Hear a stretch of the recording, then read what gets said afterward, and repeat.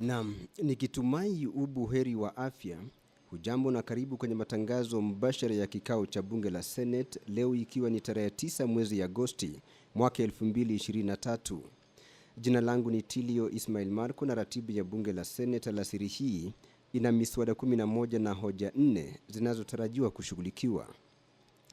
Mswada wa kwanza kwenye ratiba ya bunge la Senate leo alasiri ni mswada nambari 8 wa mwaka 2022 kuhusu utoaji wa malipo kwa wakati ufaao. Mswada huu uliwasilishwa na Senator Mariam Sheikh Omar na unalenga kubuni mfumo wa kisheria wa kufanikisha utoaji wa malipo kwa wakati ufaao ya bidhaa, kazi na huduma zilizotolewa kwa taasisi za serikali katika kiwango cha kitaifa na kaunti. Sheria hii itatekelezwa kwa shughuli zote za ununuzi wa bidhaa za serikali ya kitaifa na zile za kaunti. Sheria hii inahitaji taasisi husika kulipia bidhaa, kazi au huduma kwa muda uliotolewa, la sivyo italazimika kulipa riba kulingana na viwango vya riba vya Benki Kuu ya Kenya. Kisha maseneta wataendelea kushughulikia mswada wa marekebisho ya sheria ya usimamizi wa pesa za umma ambao ni mswada nambari 16 wa mwaka 2023 kutoka bunge la kitaifa. Aidha, kuna mswada nambari 14 wa mwaka 2023 kuhusu usimamizi wa hazina ya usawazishaji. Kifungu cha 204 sehemu ya kwanza cha katiba kinabuni hazina ya usawazishaji ambayo lengo lake ni kufadhili utoaji wa huduma fulani ili kusawazisha kiwango cha ubora cha huduma hizo katika sehemu zilizoachwa nyuma kimaendeleo na maeneo mengine ya nchi. Lengo kuu la mswada huu ni kubuni mfumo wa usimamizi wa hazina ya usawazishaji na kubuni taratibu za kubainisha miradi iliyofafanuliwa kwenye kifungu cha 204 sehemu ya pili cha katiba. Mswada huu vilevile unalenga kuongeza muda wa hazina hiyo kuambatana na kifungu cha 204 sehemu ya 8 cha katiba ili kuiwezesha kutimiza lengo lake. Kamati ya bunge lote inatarajiwa kushughulikia mswada nambari 4 wa mwaka 2023 kuhusu wanafunzi wenye ulemavu. Mswada huu uliowasilishwa na maseneta maalum Profesa Margaret Kamar na Crystal Asige unalenga kufanikisha elimu ya wanafunzi wenye ulemavu na kutoa mwongozo kwa taasisi za elimu ya watu wenye ulemavu. Kamati ya bunge lote vilevile itashughulikia mswada nambari 12 wa mwaka 2022 kuhusu huduma za nyanjani za kilimo na ufugaji ambao uliwasilishwa na Senator Maureen Tabitha Mutinda. Mswada huu unadhamiria kubuni sera na mfumo wa kisheria wa kutoa mwongozo kwa shughuli za sekta za kilimo na ufugaji kwa kuanzisha idara ya huduma za nyanjani za kilimo na ufugaji ambayo itasimamiwa na bodi ya wakurugenzi. Kilimo ndio uti wa mgongo wa uchumi wetu.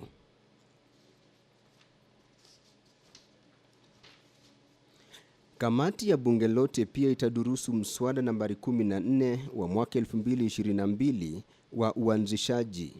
Mswada huu uliwasilishwa na Senator maalum Crystal Asige unalenga kufanikisha mfumo wa kisheria wa kuhimiza ukuaji na ustawi endelevu wa kiteknolojia, kubuni mazingira safi ya ubunifu na kuvutia vipaji vya nchi hii miongoni mwa malengo mengine.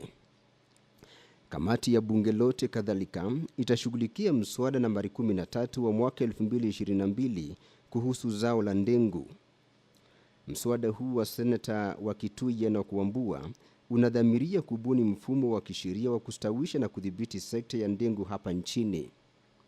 Mswada huu utafanikisha kusaidiwa kwa ukuzaji wa ndengu katika kila kaunti katika uzalishaji na uuzaji wa zao hilo. Aidha, mswada huu unatoa mwongozo wa kudhibiti uzalishaji na uuzaji wa bidhaa za ndengu na serikali za kaunti na halmashauri ya kilimo na chakula.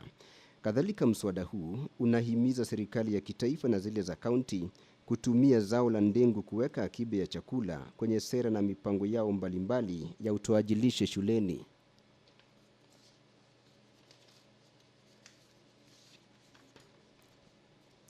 Aidha, kamati ya bunge lote inatazamiwa kushughulikia mswada nambari 7 wa mwaka 2023 kuhusu watu wenye ulemavu.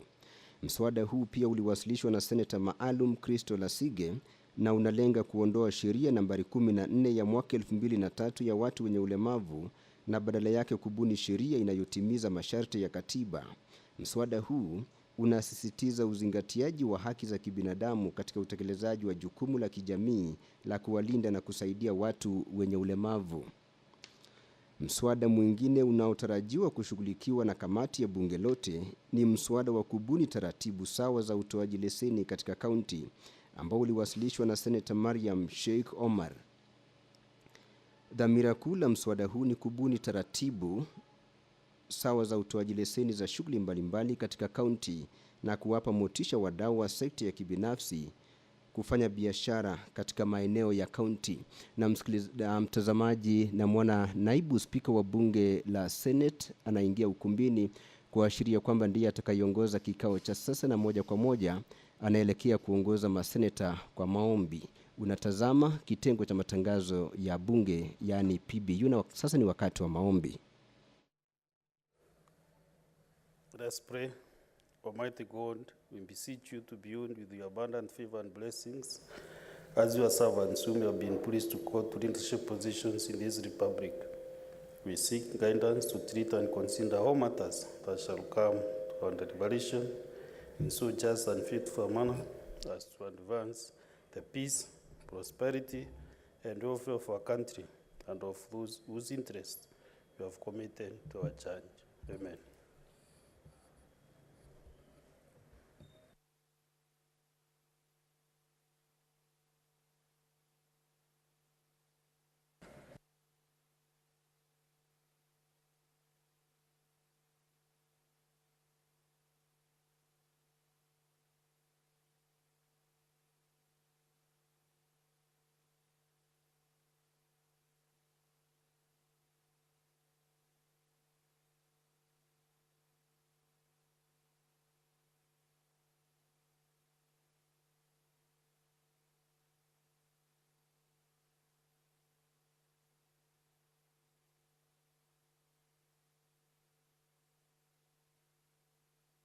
Clerk, can you confirm whether we have the requisite quorum? So I request we ring the bell for 10 minutes. No, if we can stop midway, no problem.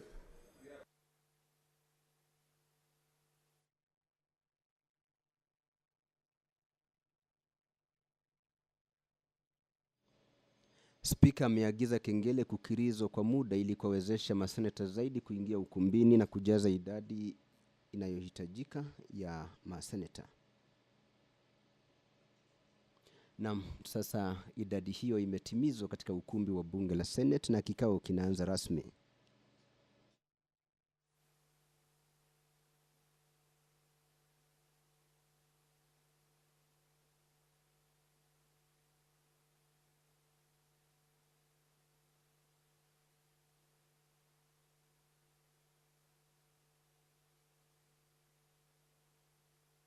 Clerk, read out the first order. Order number 1, administration of oath. Next order. Order number 2, communication from the chair.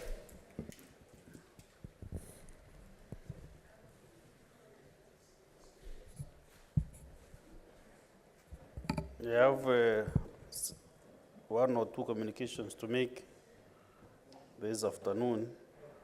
And this first communication is on the annual general meeting of the Commonwealth Parliamentary Association, CPA, Kenya branch. Senators, make your way to your seats.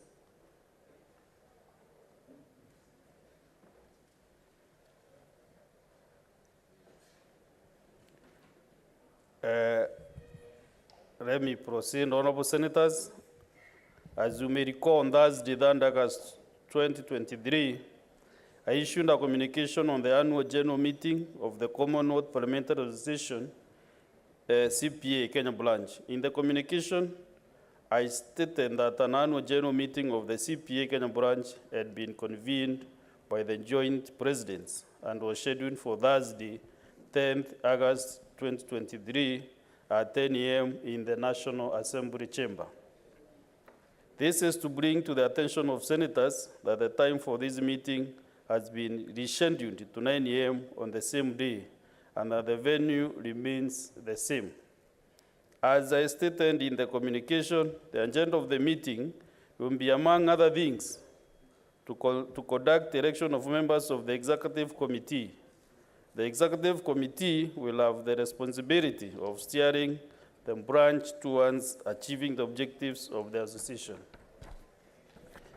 Kindly note that only subscribed members will be eligible to participate in the election. Honorable Senators, I encourage Senators to join the association. For those who have not done so, the membership forms are available at the office of the clerk. I also invite Senators interested to become members of the Executive Committee to tender their applications for the election to the Executive Committee through a written notification to the office of the clerk by close of business today, Wednesday, 9th of August, 2023. I thank you. Senators, proceed to your seats.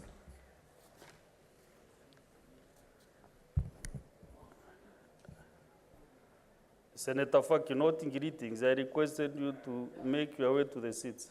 Greetings, maybe later. Senator Mofaya, also let me give you also the opportunity to find your way to your seat. Honorable Senators, we have a visiting delegation from the National Assembly of the Gambia. Honorable Senators, I would like to acknowledge the presence in the Speaker's Gallery this afternoon, Sergeant at Arms and security officers from the National Assembly of the Gambia. The officers are in the Senate for benchmarking visit with their counterparts. I request each officer to stand when called out so that you may be acknowledged in the Senate tradition. Number 1, Bakeba Sesi is Sergeant at Arms. Number 2, Momodu Saidi, Sergeant at Arms. Number 3, Bubal Kali Bajika, Security Officer. And last but not the least, Amandu B. Jaite, who is also a security officer. Honorable Senators, in our usual tradition of receiving and welcoming visitors to Parliament, I extend a warm welcome to the delegation, and on behalf of the Senate and my own behalf, wish them a fruitful visit. I thank you. There's another one. Senators, find way to your seats.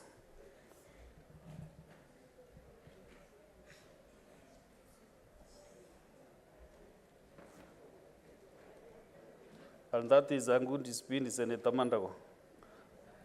Honorable Senators, I would like to acknowledge the presence in the public gallery this afternoon, visiting teachers and students from Katalel Primary School or Primary School. The group comprises 6 teachers and 41 students who are in the Senate for a one-day academic exposition. Honorable Senators, in our usual tradition of receiving and welcoming visitors to Parliament, I extend a warm welcome to them, and on behalf of the Senate and my own behalf, wish them a fruitful visit. I thank you. I thought when we have visitors, there is at least some recognition from the Senate, because you are senior. Thank you. Who is from Elgeyo Marakwet County? Senator Kisang, are you in the house? Yes, yes, sir. Okay, proceed and welcome your voters. Thank you, Honorable Speaker. On behalf of Senate and myself, I want to take this opportunity to welcome the pupils from Katalel Primary School from Elgeyo Marakwet County. That's Keyo North constituency. Welcome to Senate. This is where your parents and your teachers also brought me on the 5th of January 2023 as to represent you as your senator. So while you are here, it is important that as students to be disciplined, work hard, respect your parents, your teachers, and God will bless you. You know, when you are disciplined, some of you might find yourselves here in the future, maybe as senators, women rep, governors or senators or MCS. Pongezi, as you go back to Elgeyo Marakwet County, we pray that you have journey mercies, safe journey back home. When I get the opportunity, I'll see you outside there. Thank you and God bless you. Thank you very well. Next honor, clerk.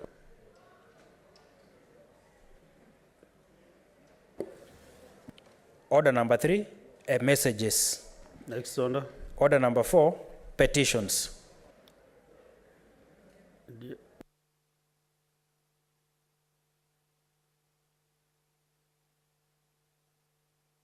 I understand, Chair Jailak, you have is it a petition or a report?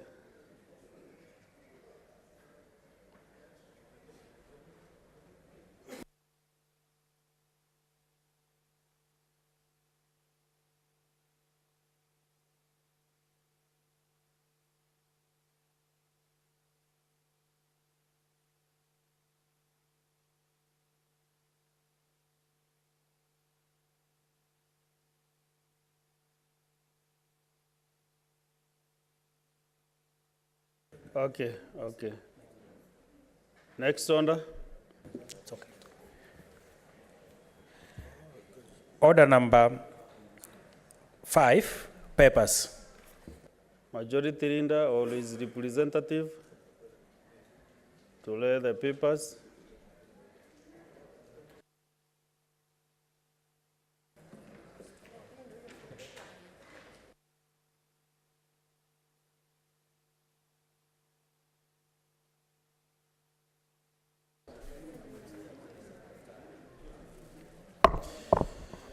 Mr. Speaker, sir, I beg to lay the following papers on the table of the Senate today, 9th August 2023. 1. Annual report of the Gender and Equality Commission for 2021-2022. 2. Report of the Auditor General on the financial statements of the Vihiga County Education Fund for the year ended 30 June 2022. Thank you. I beg to lay. Thank you. There is a paper to be read by a member of the Committee of Powers and Privileges.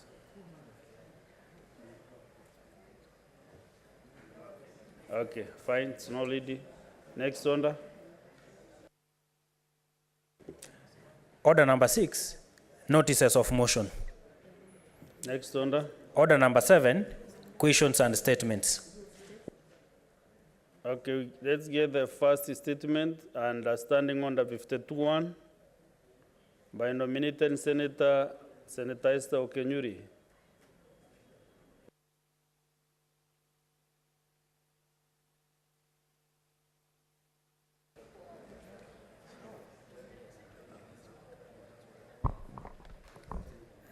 Thank you, Mr. Speaker. I have a statement on the recovery of the tourism sector in the country. Mr. Speaker, sir, I rise pursuant to Standing Order 52-1 to make a statement on an issue of general topical concern, namely the recovery of the tourism sector in Kenya post-COVID-19 pandemic of 2020. Mr. Speaker, sir, the importance of the tourism sector in the recovery of our economy cannot be gainsaid. Tourism is a top foreign exchange earner in many countries.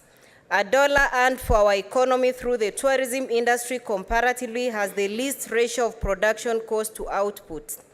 Mr. Speaker, the Ministry of Tourism, Wildlife and Heritage has been rolling out a recovery plan to revive this sector since the global slump in the tourist numbers as a result of the COVID-19 pandemic. In Kenya, tourism is a significant contributor to the country's gross domestic product. According to the annual tourism sector performance report of 2022, the sector accounts for 10.4% of the country's GDP, 5.5% of Kenya's formal employment, and 4.2% of the national gross fixed capital formation. The multiplier effect of the sector in the trade, agriculture, construction, manufacturing, and transport sectors has led to improvements in the socio-economic well-being of Kenyans. Mr. Speaker, sir, Globally, the tourism sector has also shown great improvement, with world arrivals according to 63% of recovery against the 2019 figures. Kenya has registered 72.4% recovery towards the 2019 figures, which is above the global average. In 2022, international tourist arrivals stood at 1,483,752, which represents 70.45% increase as compared to arrivals of 820,465 in 2021. Inbound receipts in 2022 also grew by 83% to 268.09 billion from 146.51 billion in 2021, which is drawn from the annual tourism sector performance report of 2022. Mr. Speaker, according to the annual tourism sector performance report of 2022, the Jomo Kenyatta International Airport recorded a 44% growth in passengers compared to 2021. The growth was also recorded in domestic airports such as Malindi, Kisumu, and Ukunda, indicating a recovery in the aviation sector for both international and domestic travel. The same growth was recorded for the domestic travelers to the coast and other tourist destinations in the country. Mr. Speaker, sir, the growth and improvement of the sector can be attributed to many factors, including easing of the COVID-19 restrictions and thus opening up the country, development and implementation of the tourism strategy for Kenya, that's 2021 to 2025, entry of new domestic airlines, resumption of cruise tourism and destination marketing campaigns. Further, the number of international delegates attending meetings, international conferences, and events also increased due to high-profile meetings held within the country. This was attributed to a safe electioneering period and the lifting of travel advisories. However, the number is still below the pre-COVID period by 30%.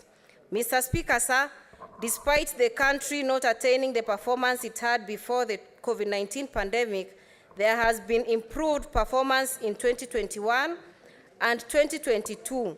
And if this growth is sustained, most tourism sectors will recover faster to surpass the 2019 numbers.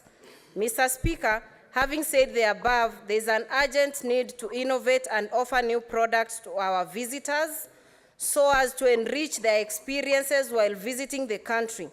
This calls for a new approach and deeper imagination by players in the tourism sector, the Senate being one of them.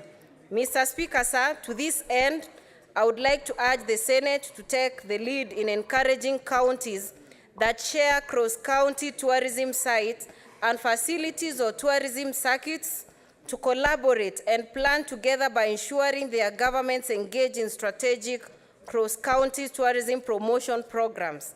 Such counties should explore ways of jointly financing the development of such cross-county tourism facilities or circuits. I also urge the Senate to provide the appropriate legal framework for such collaborations. There is also a need to increase tourism earnings from counties and ensure that these earnings trickle down to Kenyans by supporting MSMEs engaging in tourism activities. Mr. Speaker, sir, I urge my fellow senators to sensitize their constituents on the need to continue protecting the environment and the wildlife as our treasured national heritage. I also call on national and county government to support indigenous efforts by communities to support tourism, especially in this phase of climate change and the ongoing global economic turmoil. Additionally, the national government should support counties lying along international boundaries in ensuring that the benefits of such natural resources benefit the host counties. For instance, benefits accruing from the Masai Mara Game Reserve in Narok County, which borders Serengeti National Park in Tanzania. Finally, Mr. Speaker, sir, I take this early opportunity to appreciate and congratulate the Ministry of Tourism and the relevant government agencies for their successful efforts towards reviving this critical industry. It's also very important for us, the legislature, even as we oversight and critique where things might not be going as desired, that we stop for a moment and appreciate the good work which other arms of government might be doing to uplift the well-being of our people. Thank you, Mr. Speaker. Senator Okenyuri Esther, MP.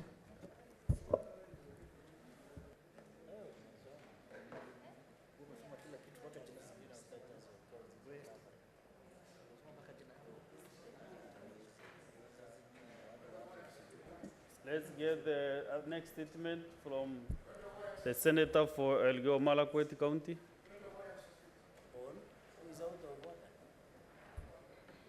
But you know how to raise the point of order, Senator Mohamed Faki.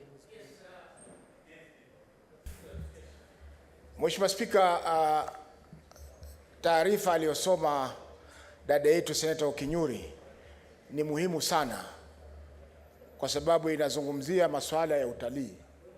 Na ni masikitiko kwamba ameizungumzia katika kanuni ya 52(1) ambayo haitatupa fursa sisi paseneta, hususan wale ambao watoka katika maeneo ambayo kuna utalii, sio kama maeneo ya Nandi ambapo hakuna utalii, ili waweze kuchangia taarifa kama hii, Mheshimiwa Spika. Kwa hiyo namshauri dadangu siku nyingine akiwa na mambo mazuri kama haya aweze kuyaleta kwa kanuni ambayo itatupa nafasi sisi maseneta kuweza kumchangia. Senator Chalgei, order. Why are you standing up? Order. Yeah? Senator Mohamed Faki is on a point of order. You are a ranking member here. You have been here for some time. When a member is on a point of order, you cannot start saying point of order again. On a point of order. Proceed, Senator Mohamed Faki. Kwa hiyo nasema, Mheshimiwa Spika, wakati mwingine akileta taarifa nzuri kama hizi, inafaa ashauriwe na ofisi ya karani mkuu ili taarifa kama hizi zisiende bila ya kuchangiwa na maseneta wengine. Asante Mheshimiwa Spika, kwa sababu Senator Okinyuri jana pia alisoma taarifa muhimu sana. Lakini hatukupata. Senator wa Mombasa. Yes, Mheshimiwa Spika. Kupitia sheria ya kanuni ya 1 ya Spika na nguvu fulani. No. Mimi nakupea wewe peke yako tu changie sababu uko na hamu sana kuongea mambo ya utalii. Mheshimiwa Spika, kwanza nampongeza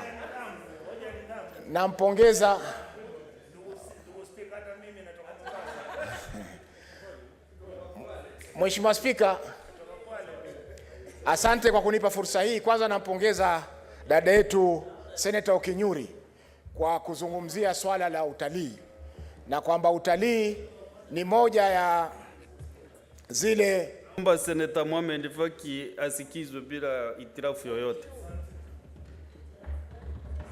Ni moja katika zile sekta za uchumi wetu ambazo zinachangia pakubwa pesa za kigeni kuingia katika nchi yetu. Mheshimiwa Spika, jambo la kusikitisha ni kwamba utalii kidogo umewachwa nyuma katika zile sekta ambazo zitatakana kuchangia kufufuka kwa uchumi wa Kenya. Mheshimiwa Spika, tukiangalia swala moja ni kwamba wageni wanaoingia katika nchi yetu ya Kenya wengi wanakuja kupitia kwa Jomo Kenyatta International Airport Nairobi. Tulileta statement hapa, Mheshimiwa Miraji alileta statement kuhusiana na kufunguliwa kwa anga huru, ambalo ni jambo kubwa hilo, kwa sababu ukiangalia Zanzibar, nchi ya Zanzibar ambayo ina share ama ina mipaka na Mombasa ama ina mipaka na Kenya, watalii wengi wanakwenda kule. Kuna ndege karibu 17 zinazotua kule kila siku, na ndege hizi 17 zote zinaleta biashara, zinaleta watalii. Kwa hiyo Mheshimiwa Spika, kama tutaweza kufungua anga huru kwa kaunti ya Mombasa, kaunti ya Kilifi tufunguliwe Malindi International Airport, kaunti ya Kisumu tufungue Kisumu International Airport, kaunti ya Kwale tuenue uwanja wa Ukunda, kaunti ya Eldoret turuhusu ndege mpya za kubeba abiria ziweze kushuka pale. Mheshimiwa Spika, uchumi wetu na utalii wetu tutaweza kuenuka pakubwa. Tukiangalia kwa mfano, Mheshimiwa, sehemu za Zanzibar uchumi wake nyingi ni ufuo wa bahari. Fuo za bahari ndio uchumi wake mkubwa. Lakini sisi katika Kenya tuna fuo za bahari tuna wanyamapori, kwa sababu kutoka Mombasa mpaka Voi mpaka Taita Taveta kwa ndugu yangu Maruma ni safari ya saa moja peke yake. Tukienda Kwale kwa Mheshimiwa Isa na Mheshimiwa Chimera, kuna kila kitu, kuna fuo nzuri za bahari, kuna wanyamapori katika mbuga za Mwaluganje na kwengineko. Kwa Mheshimiwa Spika, kuna kila kitu. Wale ambao wana shida za kushika nyumba kama Cherera Cherigei watapata pweza na ngisi katika eneo la Kwale ili kuamsha mishipa na aweze kujipa dawa vizuri. Kwa hiyo Mheshimiwa Spika, tunasema kwamba swala la utalii ni swala zuri kabisa na ni swala muhimu sana katika kaunti zetu, kwa sababu ndio njia kubwa ya kuweza kuinua uchumi wa Mombasa. Mheshimiwa Spika, ndio njia kubwa ya kuweza kuinua uchumi wa pwani nzima, kwa sababu ukiangalia kutoka Lamu mpaka Shimoni kote kuna fuo za bahari ambazo zinaweza kutumia. Hata wengine walisema kwamba kuna simba wanaogelea katika eneo la Lamu. Na yote hii ni kwamba tunajaribu kujenga uchumi wetu na tuweze kuinua utalii katika eneo letu la pwani. Kwa hiyo Mheshimiwa Spika, asante sana kwa kunipa fursa hii kwa kuchangia taarifa ambayo imeletwa na dada yetu Seneta Okinyuri. Sasa naona kuna maseneta kadhaa kweli, sijui kama wamechangamkia hii swala inazungumzwa ama ni mambo mengine wako nayo. Nataka kuwapea mmoja pande hii na mwingine pande hii tumalize ndio tuweze kuendelea. So this side I want to give somebody who is this is Senator Kisang.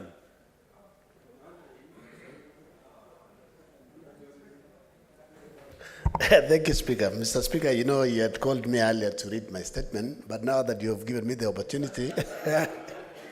Another member the opportunity to contribute on this. Yes, let me thank Honorable Okunyuri Esther for bringing the statement and giving us the actual statistics on tourism in the country. Because you remember 2020, 2022, 21, the country suffered because of COVID-19. You know, everywhere was closed. The tourism went as low as zero, but at least for the last year or so, the sector has grown, and at least even some of our youth who had lost employment have gone back to work.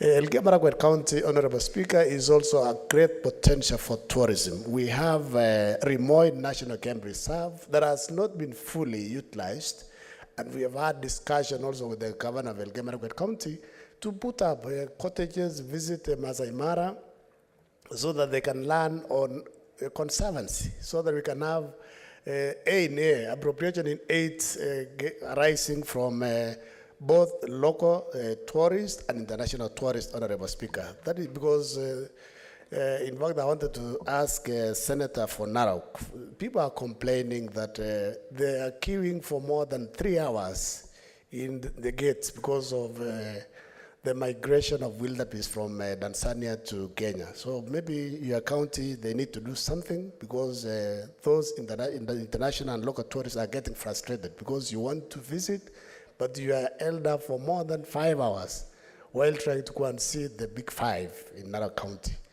So, Honorable Speaker, Deputy Minority Leader, what is it?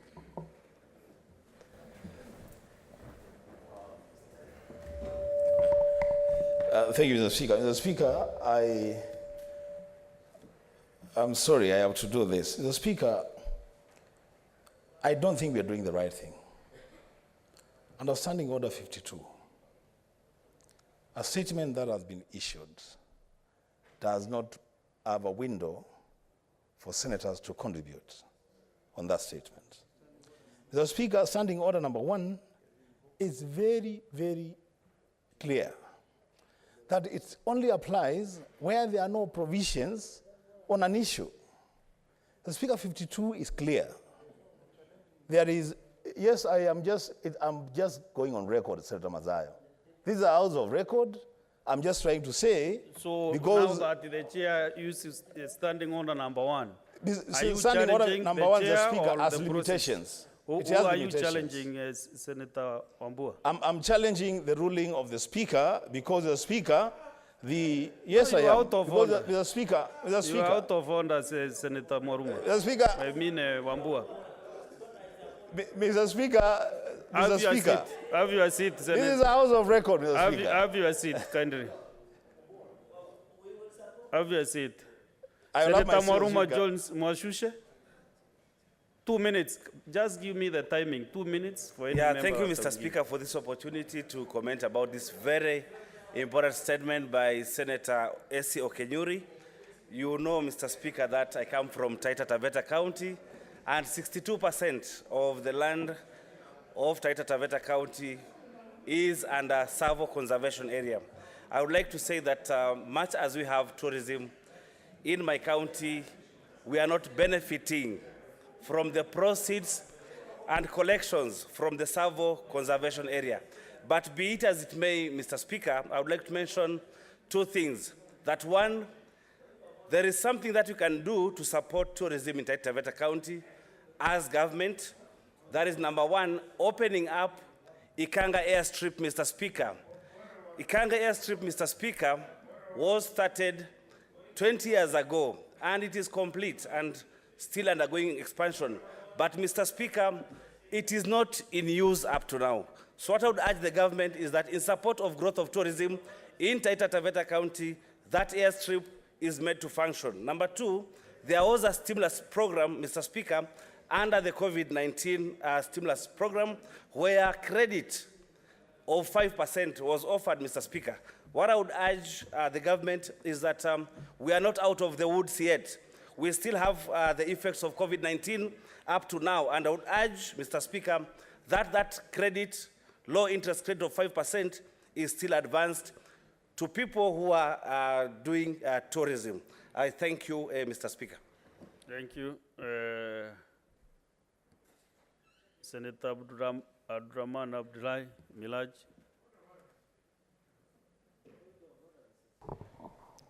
Asante, Mr. Speaker. What is your point of order, Majority Whip? Speaker, standing order number 101 forces me to request that the chair becomes clearer. Senator Wambua has breached standing order number 101, Mr. Speaker. But in the process of breaching it, he has raised a substantive issue that can a ruling by the chair on a matter that is already provided for under the standing order be made otherwise. So because it is a House of Record, instead of just shutting the senator to sit down, we should come out of that corner so that the record reflects. There are some of us, Mr. Speaker, who agree with Senator Wambua. Senator... And Mr. Speaker, I am not discussing the chair. No. You see, there are so many loopholes in these standing orders. Yes. And these are the issues that we really need to, because these standing orders are meant for our use. They shouldn't be as easy as possible. Why shouldn't we curtail debate because of a certain under 52.1? Why shouldn't we do that? So therefore, I remember also there is a day you brought the congratulatory message to the two addressees. And also the substantive, actually, the chair presenting today, I raised that issue with the speaker. That why should Senator Chagai all the time, when congratulating addressees who are Kenyans like us, he always stands under 52.1. And the speaker around us to make some comments, actually for almost 20 minutes. So this is out of precedence. I'm doing this out of precedence. Therefore, as I said, I was to give 2 more members. I was to give you the last one from their side, and then one more senator from the left, my left-hand side.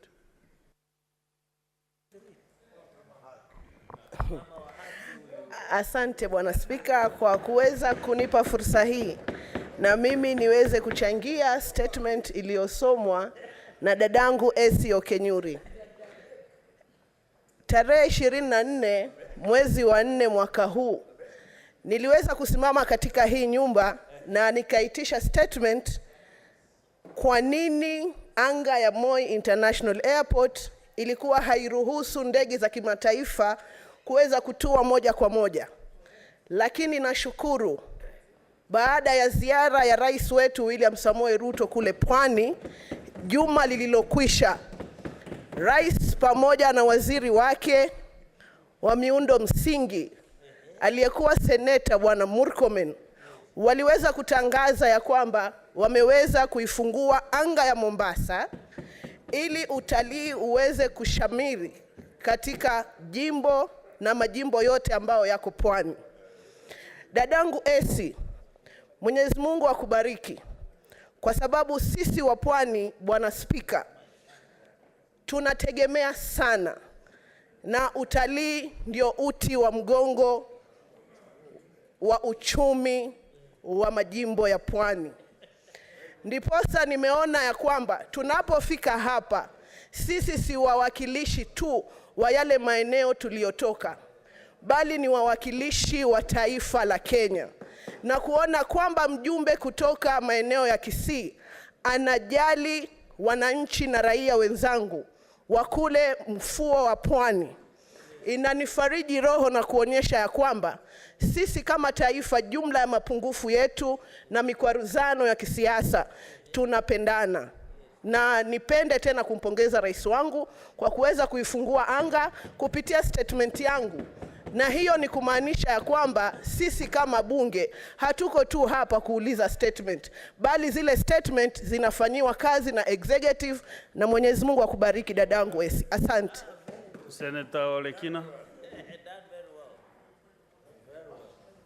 Thank you, Mr. Speaker. Mr. Speaker, I rise to support... Okay, I'll sympathize with the minority leader after you finish, then I give him 2 Thank you, Mr. Speaker.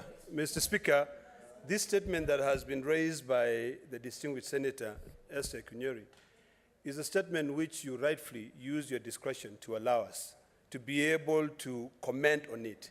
I think the issue here is the issue of tourism, what tourism is doing into this country, and what we can actually be able to do to be able to enhance the revenue that is coming from the tourism sector. Mr. Speaker, I'm happy that my brother raised a very serious concern about tourists queuing for long hours in the Mara. That is an issue that we'll go and deal with it. And I can assure you that we are making progress in terms of doing away with payment in cash to a cashless system, so that when people come in through, they can just be able to go into the Mara. It is quite clear, Mr. Speaker, that this country, this year, the revenue is projected to go up to around 430 billion out of the tourism sector. This is an upward from the previous years. In fact, if you look at the tourism in the East African region, Tanzania only has about 1 million. In Kenya today, we have almost 1.5 million tourists coming here. That means that we have things that we're doing. Now, what we need to do, Mr. Speaker, and this is a balance. We have to balance between supporting our airline, Kenya Airways, and allowing more tourists to come. I know Turkish Airline has been pleading to be allowed to fly directly to Mombasa, where they can bring in tourists from Istanbul all the way to Mombasa. That is an issue that I want to plead with the Ministry of Transport, the former distinguished senator, now Cabinet Secretary Murkomen, to at least look into that. Because when more tourists fly into Mombasa, they earn more revenue, and I'm sure they'll come inland to be able to go to Masai Mara and will get more revenue. It is important that we have these direct flights. I know that I think that one of our colleagues who spoke raised the issues of regional airports.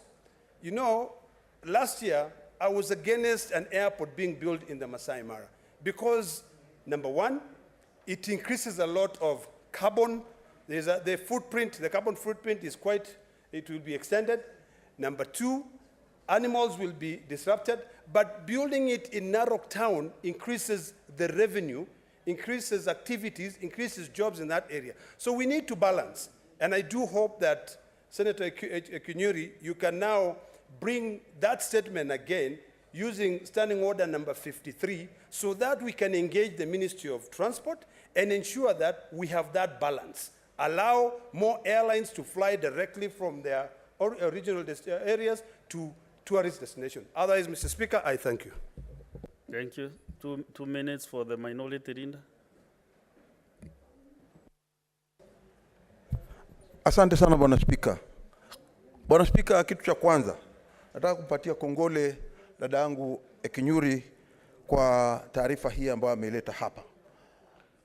Bwana Spika, tunajua kwamba uchumi ni uti wa mgongo wa nchi hii, mambo ya utalii, na kwamba utalii katika thuluthu 1/3 ya asilimia ni pesa ambazo zinaletwa na uchumi wa utalii. Bwana Spika, kwanza inaleta ajira. Ukiangalia vijana wengi wameweza kupewa ajira kupitia mambo ya utalii. Lakini hivi sasa ukiangalia katika sehemu nyingi sana za Kenya, vijana wanakosa ajira kwa sababu utalii umekufa. Viongozi walio wachache, samani kidogo, tusikie hii hoja ya nidhamu kutoka kwa Chalgei. Amesema hoja ya nidhamu kwa muda uliopita zaidi ya dakika 30. Mheshimiwa Spika, anasimama kwa kanuni za kudumu ya bunge la Seneti 101. Nimesikia mwenzangu Senator kiongozi ya walio wachache amesema azimia. Inamaanisha nini? Kwa sababu ningependa kufuatilia ile mazungumzo. Mheshimiwa Spika, itakuwa ni bora ikiwa atafafanua, ndio saa ile kuna hoja mambo ya masuala ya utalii. Na Mheshimiwa Spika, haimaanishi pia sisi ni watalii na tunachangia utalii. Endelea kiongozi. Issue gani zinasema azimia ama asilimia? Umesema asilimia ama? Bwana, asante Bwana Spika. Bwana Spika, Kiswahili saa nyingine kinakuwa na shida kwa sisi sote kuelewa. Hata pia mimi naweza kuwa najifundisha Kiswahili. Azili sikusema asilimia, nimesema asilimia. Kwa hiyo kama amenielewa, lakini sasa ikifika hapo nimemalizia. Kitu ambacho nilikuwa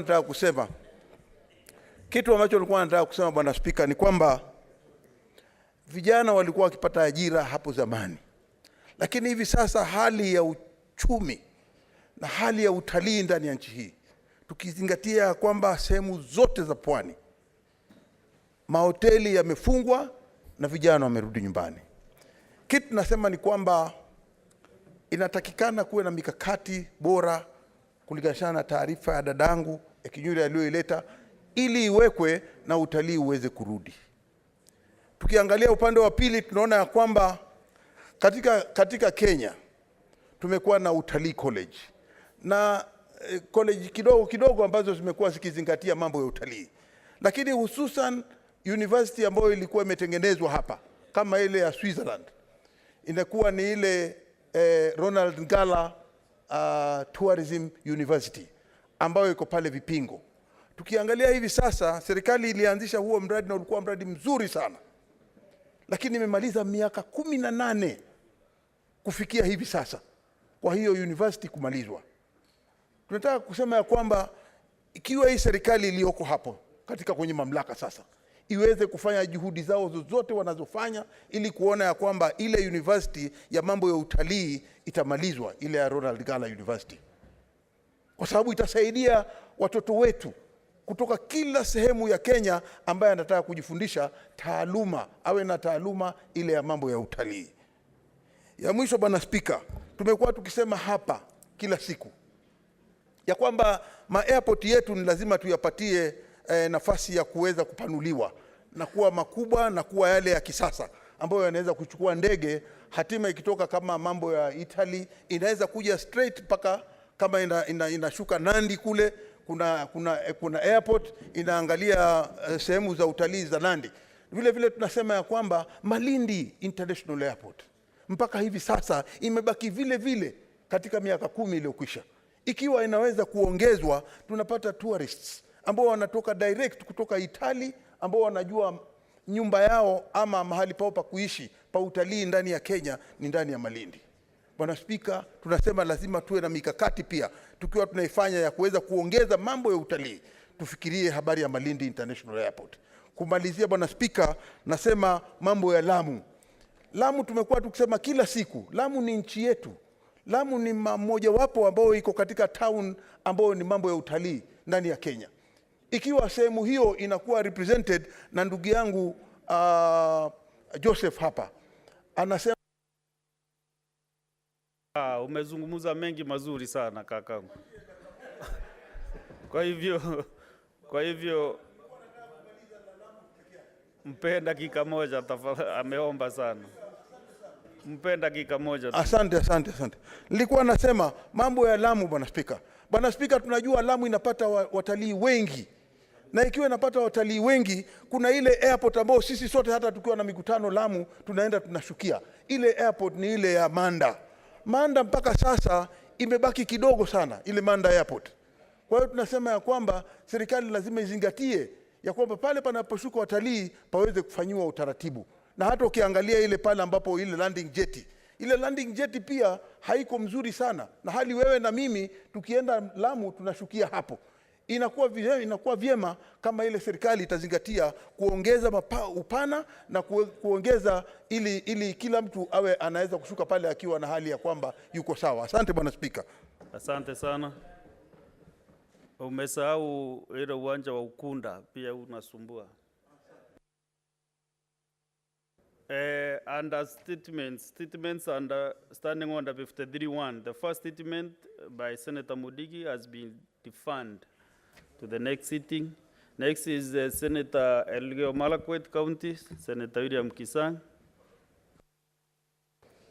Thank you, Honorable Speaker. Honorable Speaker, I rise pursuant to Standing Order 53.1 to seek a statement from the Standing Committee on Finance and Budget regarding payments made to all garbage collectors and sewerage service providers by all counties for the financial years 2021-22, 22-23, and the current financial year 23-24. In the statement, the committee should give a list of all registered garbage collectors and sewerage service providers for the financial years 2021-22, 22-23, and 23-24 in all counties. Second, Honorable Speaker, submit an itemized list of all payments made to each garbage collector and sewerage service provider for the 3 financial years. 3, Honorable Speaker, provide details of the allocated budgets for the garbage collection and sewerage services for all the counties for the 3 financial years. And then finally, Honorable Speaker, give a comprehensive analysis of the actual expenditure by each county on garbage collection and sewerage services for the 3 financial years. Thank you, Honorable Speaker.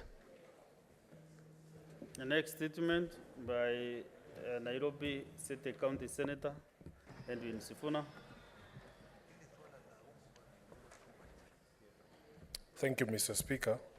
Mr. Speaker, I rise pursuant to Standing Order 53.1 to seek a statement from the Standing Committee on Land, Environment and Natural Resources on reported attempts by a private developer to grab the land occupied by Kimathi Primary School in Kamkunji constituency, which has been under the management of the defunct Nairobi City Council and subsequently the Nairobi City County Government for the past 48 years.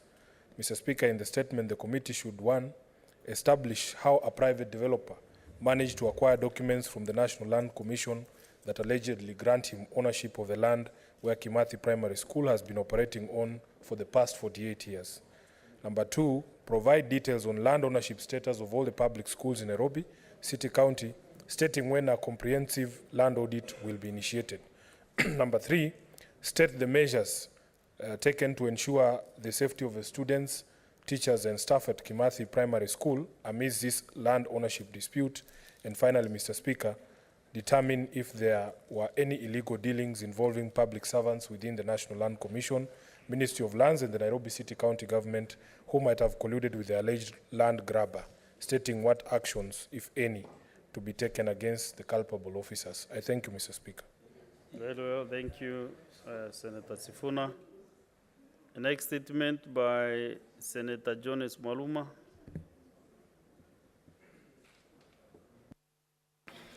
Thank you, Mr. Speaker. I have two statements. The first one is on the land transfer or land ownership and Voi Point Limited to local community in Kamenyi Village. Mr. Speaker, I rise pursuant to Standing Order 53-1 to request for a statement from the Standing Committee on Land Environment and Natural Resources regarding transfer of land under Voi Point Limited to the local community in Kamenyi Village in Taita Taveta County.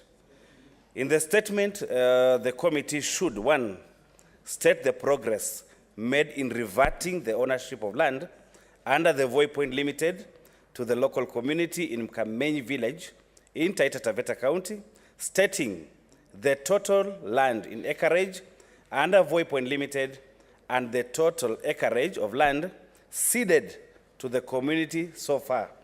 And two, indicate whether Voi Point Limited has plans to allow public access to the road in the said land that links Mkamenyi Village and Mombasa Nairobi Road Highway.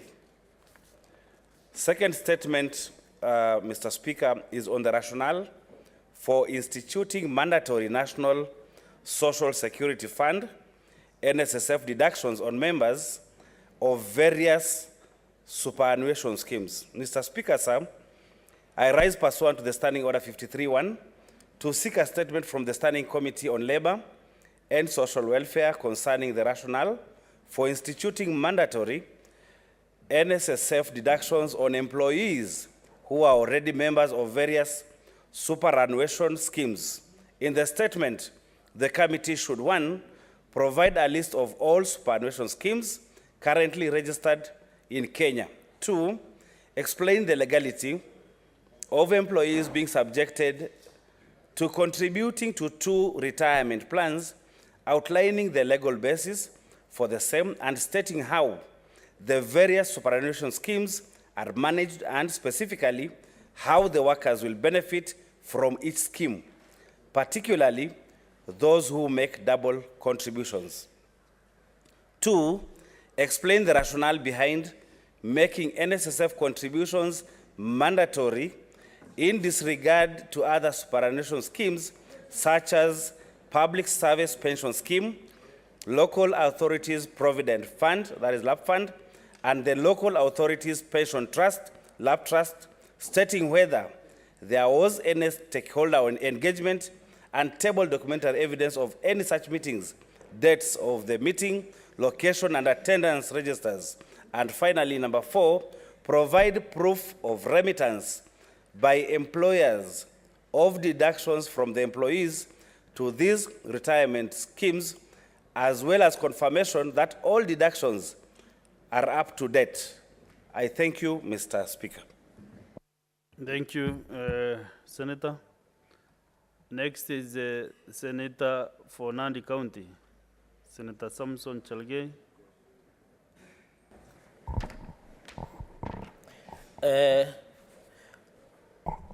Thank you, Mr. Speaker, sir. Request for statement on concerns regarding high interest rates, high interest charged on loans offered by Momentum Credit Company Limited.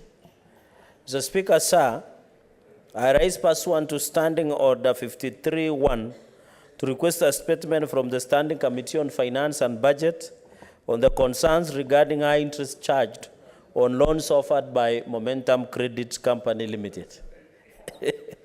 In the statement, Mr. Speaker, can I be protected from Senator Wambua? In the statement, the committee should, one, present a comprehensive compilation of the criteria, requirements, and operational standards that microfinance companies must comply with to obtain full registration and authorization to operate by the regulator. Number two, Mr. Speaker, sir, find out whether the Momentum Credit Company Limited is a duly registered microfinance company operating under the regulation of Central Bank of Kenya, providing an explanation for the reasons behind the company's implementation of high interest rates charged to its customers. Number three, Mr. Speaker, sir, shed light on the underlying factors contributing to the numerous court cases pertaining to the high interest rates charged to customers, reaching as high as 72% per annum and 70% per month. And finally, Mr. Speaker, sir, disclose momentum credits, current financial status, including details of all customers currently servicing their loans and of those who have completed their repayment obligations since the company's inception in Kenya. I thank you, Mr. Speaker. Okay, next is Senator Chimela Lafail. Thank you, Mr. Speaker. Request for statement on payment of imams in Kenya. Mr. Speaker, sir, I rise pursuant to Standing Order 53-1 to seek a statement from the Standing Committee on Labor and Social Welfare regarding payment of imams in Kenya. In the statement, the committee should, number one, Mr. Speaker, apprise the Senate on existing legal and policy frameworks that address the payment of imams for the services they render in their capacity as religious leaders. Number two, Mr. Speaker, state where the government plans to employ imams in the country. Number three, Mr. Speaker, clarify where the government offers any financial support to imams in Kenya, and if so, indicate the amount extended to each imam, the frequency and status of this payment. Number four, Mr. Speaker, recommend measures to ensure the financial well-being of imams in recognition of the invaluable contribution to the society. Thank you, Mr. Speaker. Thank you. Now we go to the statement and okay, before I clear 53-1, I can see 2 or 3 senators, at least 2, to make comments on those statements under 53-1.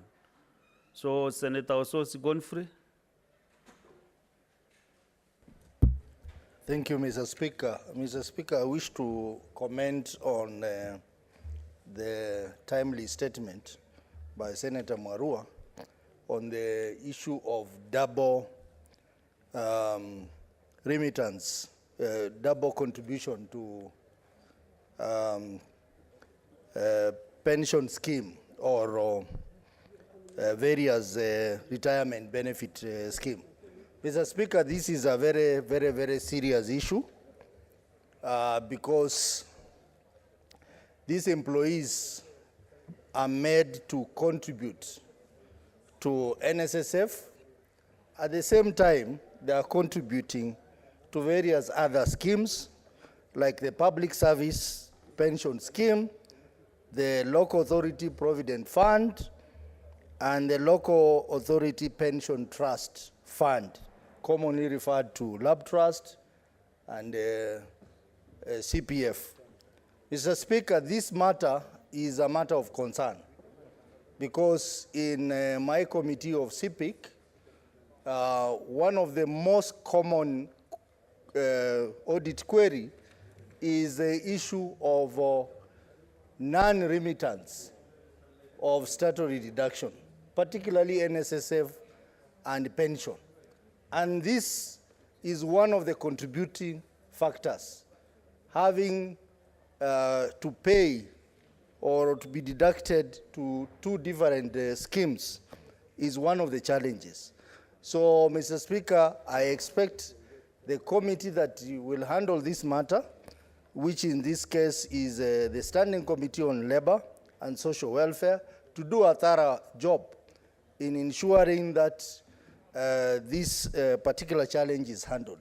Mr. Speaker, I also want to report that when I made my statement as the chair of CPIC, I mentioned that counties or pensioners in excess of 80 billion shillings as a result of non-remittance of pension to Lab Fund and Lab Trust. This is a serious issue, Mr. Speaker, which our committee has been dealing with, and I'm happy to announce to the House that on Friday, we have managed to partner with the National Treasury. We will be having a very serious engagement with all the stakeholders in the pension sector. That includes the COG, the Council of Governors, RBA, IGRTC, and counties to try and resolve this problem, Mr. Speaker. And I believe we are nearing resolution to this problem, and we will soon table a report to this House on this matter. And I believe, Mr. Speaker, if Senate will be able to resolve this matter of outstanding pension liabilities in the counties, this will be one of our major contributions as a Senate in this country. I support the statement by Senator Mwarua. You know, there are many requests. I don't know whether the under 53 one. Senator Onyonka? Hey, you see now? Senator Oburu Ondinga. Oburu Oginga. Yeah. Thank you. Thank you, Mr. Speaker, sir, for the opportunity. Mr. Speaker, I want to comment on the statement sought by my friend, Senator Cherargei, my neighbor, on the microfinance institutions. Mr. Speaker, microfinance institutions used not to take deposits. And Mr. Speaker, when eventually Parliament saw it fit to introduce a bill to allow microfinance companies to take deposits, it was, it was agreed that regional microfinance institutions will put a deposit of 20 million shillings as their capital, and the national microfinance companies will put a deposit, or rather a capital of 100 million, Mr. Speaker. But Mr. Speaker, I want to comment on the interest rates. Mr. Speaker, this issue of interest rates is a very serious issue. It is not only concerning the microfinance institutions. Mr. Speaker, this is concerning also the banks.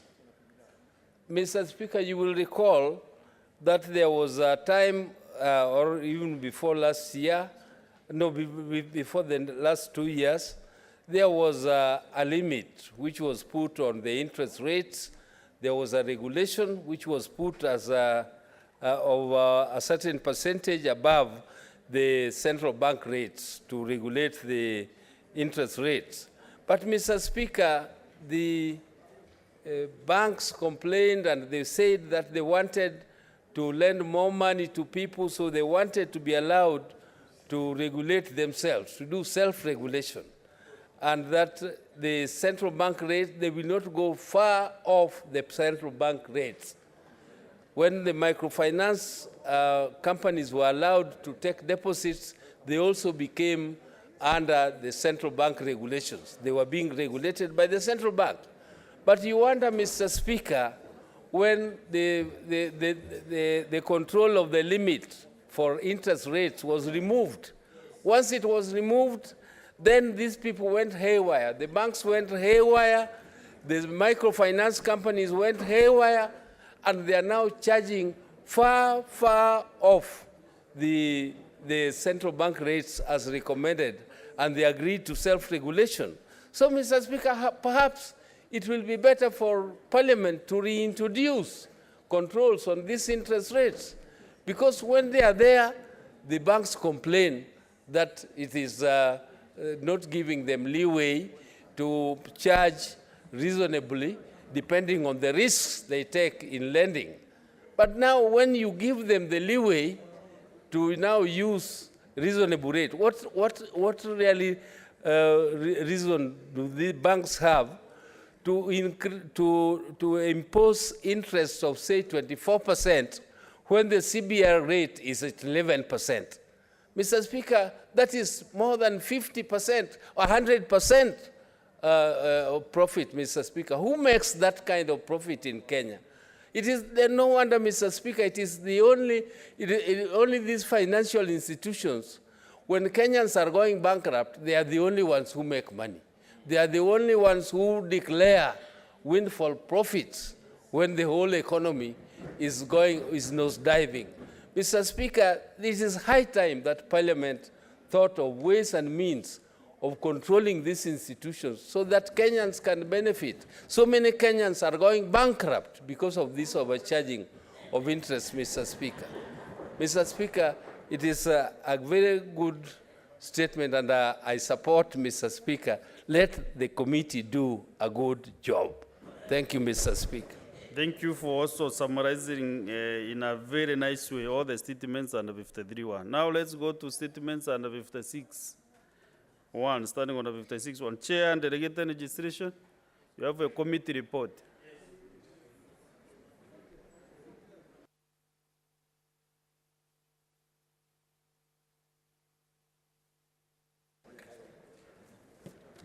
Thank you, Honorable Speaker. I wish to read a statement on relating to the activities of the Select Committee on Delegated Registration for the period between April 2023 to 30th June 2023. Mr. Speaker, sir, during the period under review, the committee undertook the following activities. The committee held a total of 80 sittings, during which it considered the following legislative proposals. During the period under review, the committee did not consider any bills. Statements. Only one statement on review, remuneration, and benefit of the state officers by the Salaries and Remuneration Commission, SRC, was sought from the committee. The matter under consideration was resolved while the committee was deliberating on the statement. On the statement, Honorable Speaker, the committee did not consider any petitions. On a statutory instrument, Honorable Speaker, the committee considered the following instruments.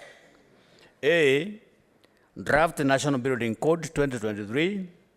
The committee held a retreat with the Principal Secretary, State Department of Public Works and the National Construction Authority, NCA, for pre-publication scrutiny of the National Building Code 2023 on 15th of April 2023, on 2nd of June 2023.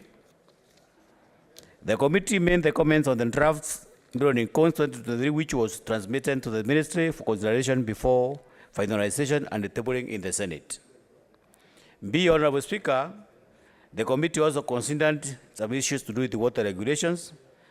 The committee received a memorandum from the Agriculture Sector Networks, that is ASNET, on the impact of water regulation 2021 on the agriculture sector. ASNET declared that the Water Resources Regulation 2021 and increased the billing charges for water by 1,000% for domestic public water supply and for the livestock watering, and 320% for increment on water for irrigation, making agricultural sector activities less rewarding in interns, and that there was no public participation when the ministry developed the same regulations. In response, Honorable Speaker, the committee invited ASNET and the Cabinet Secretary, Minister of Water, Sanitation and Irrigation to deliberate on the issue. It emerged from the discussion that the matter was already in court and that the court had suspended the implementation of the regulations until the court made its determination on the same. It was further noted that the regulations were not tabled in the Senate. The committee recommended to the Cabinet Secretary to republish the regulations and adhere to the provision of the Statutory Instruments Act, including tabling in the Senate and engaging all the relevant stakeholders while developing the regulations. C, Honorable Speaker, the Statutory Instruments exception from expired Regulation 2022. The committee resolved to annul the regulations on the basis that they had been published by the Attorney General, who had no authority to publish the same as under the Statutory Instrument Act 2013. The law mandates Cabinet Secretary to make regulations under the Act. The Senate voted and resolved to annul the regulations on 4th of May 2023. Dear Honorable Speaker, we also consider draft Public Finance Management Act Regulation 2023.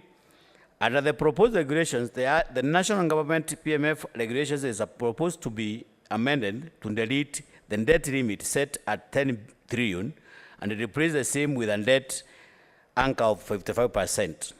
Public debt in present value terms to GDP. In addition, the Cabinet Secretary for Finance is to provide a written explanation to Parliament detailing circumstances that led to the breach of the ceiling and provide a time-bound remedy plan. It also introduced the term public debt to replace the term national debt and the county debt as enshrined in the Constitution of Kenya.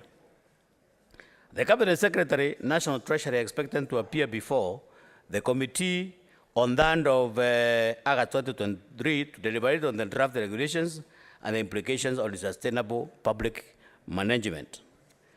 Honorable Speaker, the committee is also considering the crop, that is Mineral Regulation 2023.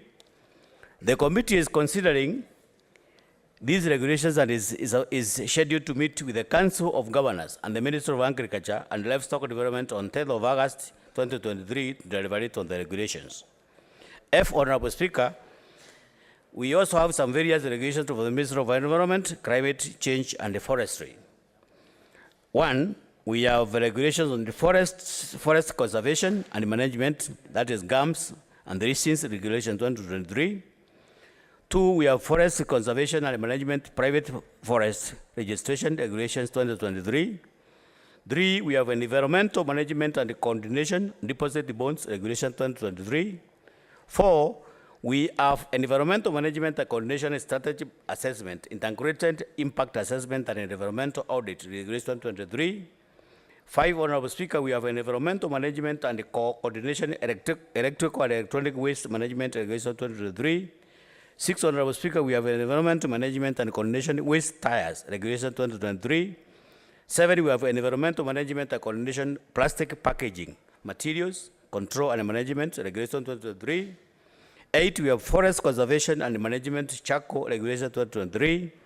9, Honorable Speaker, we have forest participation in sustainable forest management regulation 2023. 10, we have environmental management and coordination of toxic hazardous chemicals and materials management regulation 2023.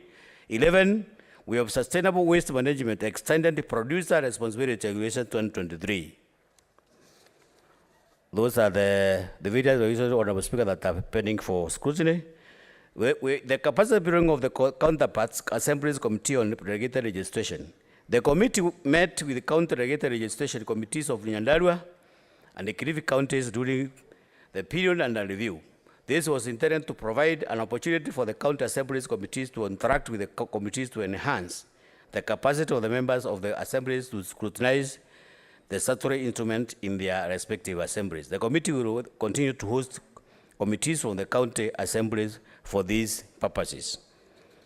Committee observations. Mr. Speaker, sir,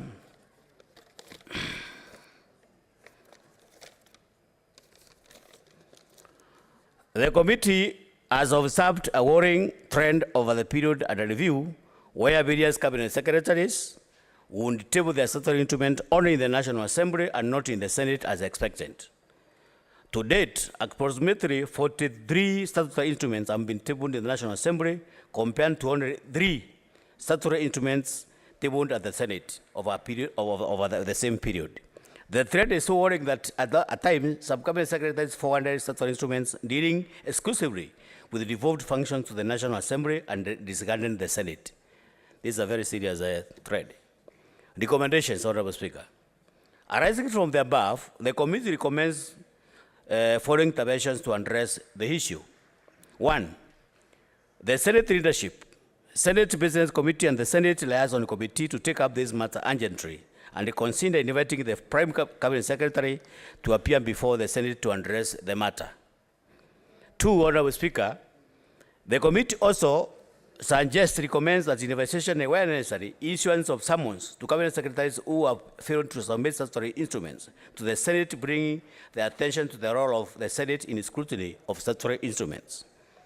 3, Honorable Speaker, the publication of the statutory instrument, that is amendment bill that was published in the 12th Parliament to ensure clarity that all cabinet secretaries and regulation-making authorities shall submit statutory instruments to both houses of Parliament. Mr. Speaker, in conclusion, I wish to thank your office and that of the Clerk of the Senate for the continuous support according to the committee in undertaking its work. I would wish to thank all the members of the committee for their commitment and diligence in executing the mandate during the committee activities. I thank you, Honorable Speaker. This is Senator Mwenda Gataya, Mofire MP, Chairperson, Select Committee on Delegated Legislation, and Senator Tharaka-Nithi County. Thank you, Honorable Speaker. Thank you, Chair. The delegated legislation. Next statement under the same standing order by Senator Agnes Kavidu.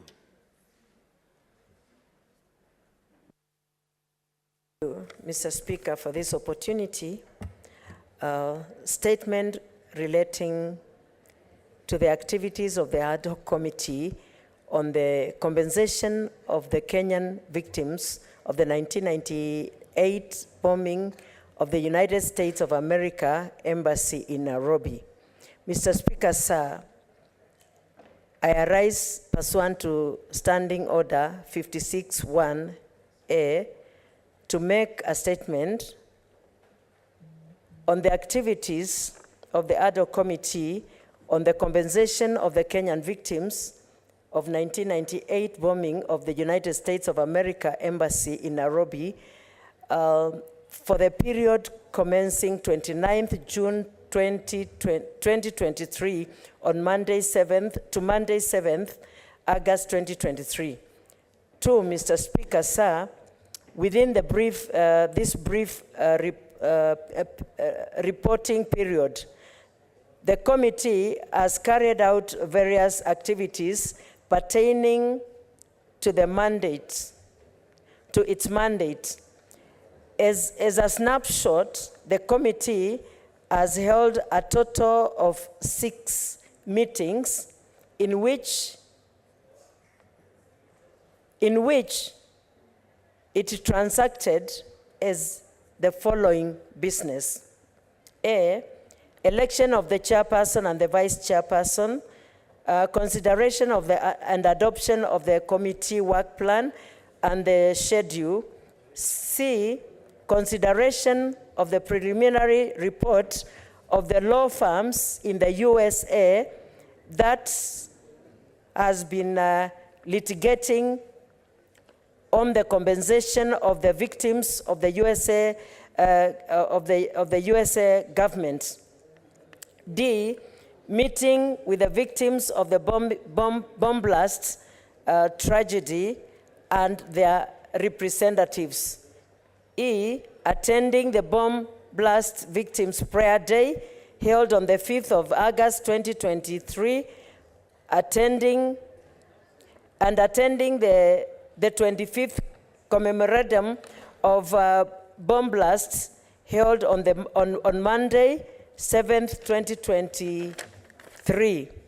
Mr. Speaker, sir, all the above mentioned activities have been crucial, and the committee, as they have provided the invaluable insight that will enable the committee fulfill its mandate. Mr. Speaker, sir, can I read in silence because they are making a lot of noise. I cannot concentrate. Minority Whip. Thank you, Mr. Speaker. Give Senator Kavindu that opportunity she is seeking. Thank you, Mr. Speaker. 4, Mr. Speaker, sir, almost completing. The committee in the near future plans to A, meet with the Ministry of Foreign and Diaspora Affairs on the matters regarding Kenya's foreign policy. B, meet with the U.S. Ambassador of Kenya regarding the USA foreign policy. C, meet with the lawyers who have represented the victims in the U.S. Meet with the National Council of People with Disabilities. E, meet with the local administrators and the security team. F, conduct the public hearings. G, visit the USA for consultative meetings with the Senate of the United States of America and amend on amendment of their laws to include Kenyan victims and consider the adoption of the report to the committee. The committee shall also undertake any other activities that may be necessary during the discharge of its mandate. I wish to appreciate the office of the Speaker and the Senate leadership and the office of the Clerk of the Senate for the steadfast support that they have accorded the committee. Thank you, Senator Agnes Kavindu Mudhama MP, the chairperson ad hoc committee on the compensation of the Kenyan victims of the 1998 bombing of the United States of America Embassy in Nairobi. Thank you, Mr. Speaker. Thank you.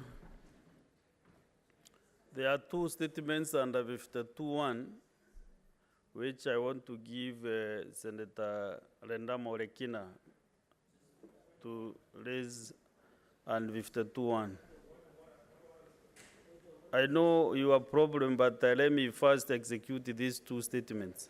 52.1, then I'll give very few senators indeed, maybe two to comment on the statement by Senator Agnes. Thank you, Mr. Speaker. Mr. Speaker, I rise to raise a statement on the Public Service Superannuation Scheme Act 2012, and I would hope that the chairperson on Labour can be able to listen to this. Mr. Speaker, sir, I rise pursuant to Standing Order 52.1 to make a statement on a matter of general topical concern, namely the Public Service Superannuation Scheme Act 2012, PSS Act, the Public Service Superannuation Guideline Handbook published by the National Treasury and Economic Planning in compliance with the PSS Act and the Human Resource Policies and Procedures Manual for Public Service of May 2016. Mr. Speaker, the Public Service Superannuation Scheme Act number 8 of 2012, which has been in operation since 1st of January 2021, is geared towards provisions of retirement benefits to persons employed in the public service who are defined in the Public Service Superannuation Scheme Handbook, published by the National Treasury and Economic Planning in Section 221 as contributors to the current Public Service Pension Scheme in compliance with the PSS Act. The current membership include, Mr. Speaker, civil servants, teachers employed by the Teacher Service Commission, discipline service, that is the National Police Service, prison service, and the National Youth Service, judges of the judiciary, except the Chief Justice and the Deputy Chief Justice. Mr. Speaker, the Human Resource Policies and Procedures Manual, on the other hand, provide guidelines in the management and the development of human resource capacity towards the achievement of various national goals and objectives. The manual incorporates provisions of the constitutions, labor laws, and other legislations that govern various aspects of industrial relations in the public service. The manual details various benefits to public servants that include housing, medical, transport, and terminal benefits provided by the government. Mr. Speaker, sir, Section D4, which is in page 54 of the manual, defines the medical benefits, including medical treatments outside Kenya and medical ex gratia assistance accorded to all public servants defined in the manual. Section D39(2) defines the life and disability insurance cover in favor of every member of the pension scheme for a minimum of 5 years or 5 times of the pension scheme member annual pensionable emolument. Mr. Speaker, sir, Section F of the manual further defines work environment, health and safety, and public servants. This section provides guidelines and standards for the prevention and protection of officers against accident and occupational hazard arising in the workplace. The section also provides for guidelines, procedures, and compensation for work-related injuries and accident contracted during an outside course of work. Section F10 details the compensation requirements to government officers in case of injury of death or death, compensation during sick leave, and Section F17, 1 to 6, Mr. Speaker, define the group personal accident policy, and F17.7 define the benefit both in WIBA and GPA cover to public servants. Mr. Speaker, sir, the responsibility towards the provisions of the above defined benefits as anchored in the Constitution is a primary duty of the government as the employer, and thereby places a statutory obligations on shoulders of the government to ensure that the detailed benefits are provided compulsorily. Mr. Speaker, sir, the Public Service Superannuation Scheme Act 8 of 2012 on Section 6.4 also defined that in addition to the contributions specified in subsection 1 and 2 of the Act, further provides that, and I quote, that government shall take out and maintain a life insurance policy that has a disability benefit in favor of every member of the PSS scheme for a minimum of 5 times the member's annual pensionable emolument. The responsibility, therefore, Mr. Speaker, of providing benefits defined in the Act to members of the scheme is placed on the Board of Trustees. Mr. Speaker, sir, the implication of the above statutory documents and legislation is that all public servants, and I repeat, Mr. Speaker, all public servants who have suffered accident injuries, occupational illness, or death while in service are entitled to compensation equivalent to benefits defined in Section 6.4 of the PSS Act and Section 10, 1 to 6, and Table 7 of the Human Resource Policies and Procedures Manual for Public Service of 2016. Mr. Speaker,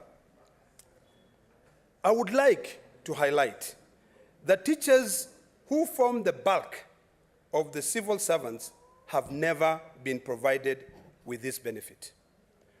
Mr. Speaker, over 4,094 teachers have died since the year 2016, and over 30,000 have recorded occupational illness and injuries. The estimated value for compensation, Mr. Speaker, that is legally due to teachers, that is their next of kin, is in excess of Kenya shillings 25 billion. Further, Mr. Speaker, the discipline services, the National Police, the Kenya Prison Services, have not been fully compensated to date. For instance, Mr. Speaker, there exist over 1,000 death and disability claims pertaining to a period of from 2016 to 2018 that are still outstanding. Yet, let me repeat that, Mr. Speaker. Further, the discipline services, which is the National Police and the Kenya Prison Services, have not been fully compensated to date. For instance, there exist over 1,000 death and disability claims pertaining to the period of from 2016 to 2018 that are still outstanding. Yet the government had procured insurance covers to cater for the above benefits. Further, Mr. Speaker, for the period pertaining the year 2021-2022 financial year, the National Police Service and the Kenya Prison Services were provided with 1 year benefit by the National Health Insurance Fund insurer, who is the insurer, as opposed to the 5 years life and disability benefit as per the PSS Act. The judiciary has also not procured the insurance benefit for their staff in line with the Act. Mr. Speaker, the financial exposure to the government arising from such errors and omissions is quite huge. And if any of the public servants or their next of kins of the deceased public servants were to resort to legal redress, this would be a huge embarrassment to the government of the day. Mr. Speaker, sir, to safeguard the rights of each and every public servant in line with the Constitution and the employment contract, which is in line with the Kenya labor laws that governs the relations between the employer and the employees, the government, through the Ministry of Public Service, Gender and Affirmative Action, and the National Treasury and Economic Planning must, Mr. Speaker, fully enforce compliance with the PSS Act, number 8 of 2012, and the Human Resource and Procedures Manual of May 2016. Finally, Mr. Speaker, the Senate, and by extension, the National Assembly, must oversight the government and ensure that the above is implemented. It is important to note that non-compliance to the above requirement, Mr. Speaker, exposes the government to financial losses, as the government will have to settle claims from its exchequer. So, Mr. Speaker, this is a matter which I would like to plead with you. I brought this matter under Standing Order 52.1 because I wanted to lay out the foundation for members to be able to understand. I would like to plead with you to apply your own discretion so that it saves me time from bringing a statement under 53 to be able to commit this statement to the Committee of Labor so that these teachers, particularly the families of the over 4,094 teachers who have died and have not been compensated, can be compensated. Mr. Speaker, if you do that, you will really be putting discipline. And this parliament shall not be making laws just for them to be good in paper. If you make laws, you make sure you implement them to the full. Otherwise, Mr. Speaker, I thank you. Thank you. You know, Senator Lekina, all through your statement, which really is so deep and has a lot of concerns, I was wondering, what do you want to achieve under Standing Order 52.1 by coming up with this comprehensive statement? But now what you'll still do is to go that route under 53.1. Now proceed and prosecute through the system so that it can appear maybe next week or sometimes to come, so that the Committee on Labor can prosecute this matter. The next one is Senator Miraj.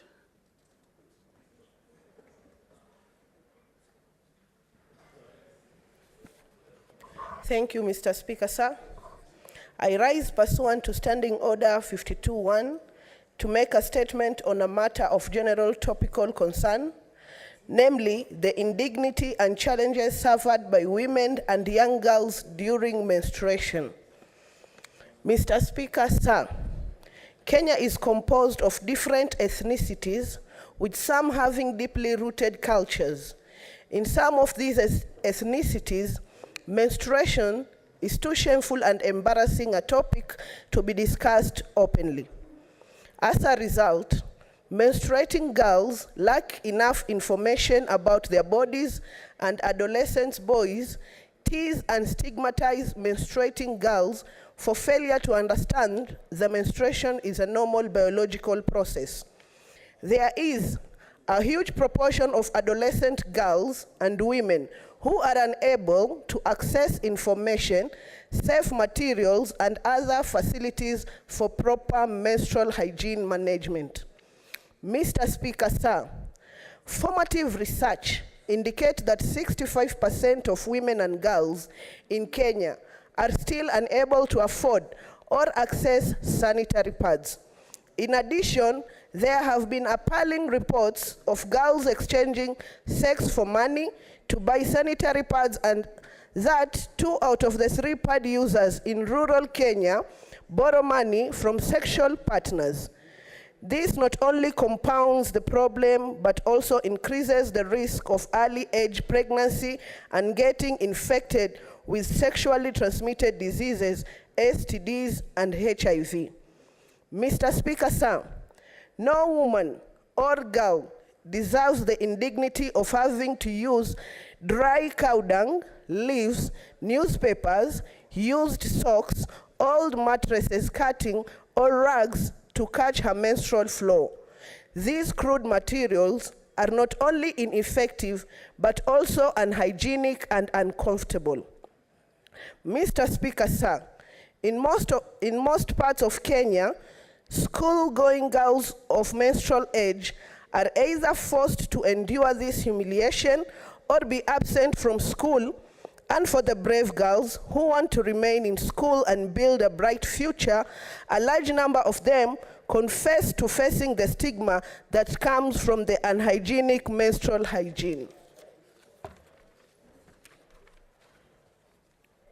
Mr. Speaker, sir, it is important to note that young adolescent girls lose significant learning time during menstruation. Moreover, this state of affairs is worsened by the lack of information on menstrual matters, as well as deep cultures of taboos, myths, and misconceptions surrounding menstruation and menstrual blood. Mr. Speaker, we believe that young girls should not be left alone to make such tough choices.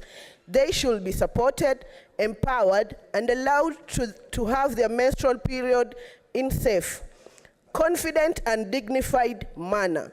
In a bid to restore dignity to these girls, retain them in school, and enable them to face the period with confidence, there are several initiatives that can help in mitigating the challenges. Mr. Speaker, sir, on such initiative is the Jimbo Pad project, which aims to break the silence on menstrual matters, debunk the myths and misconception on this subject area, sensitize boys and girls on menstruation, and manufacture and donate sanitary towels to needy girls of menstrual age through pushing for establishment of one sanitary towel factory per county.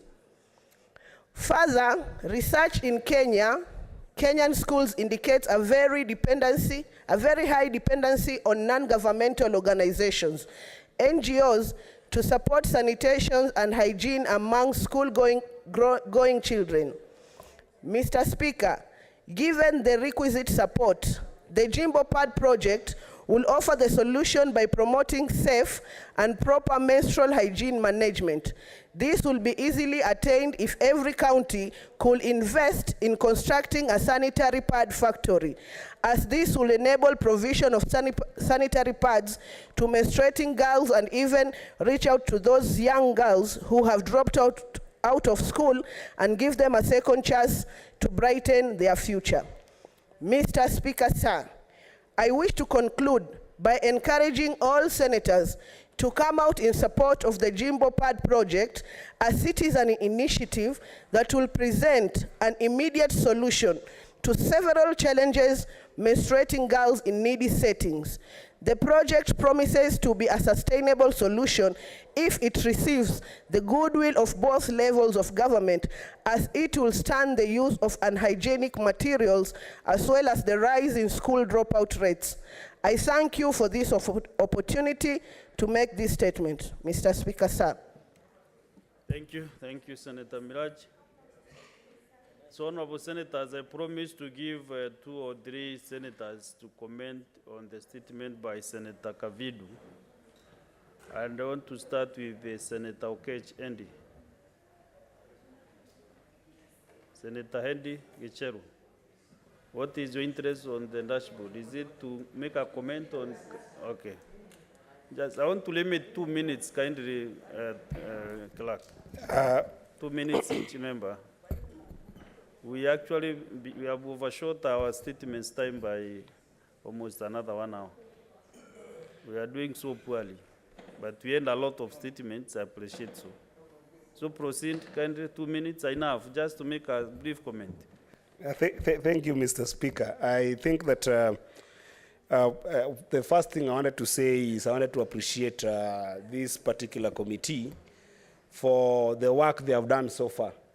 I think that Senator Kavindu has done a lot of work and being able to engage the families, excuse me, the families that were victims.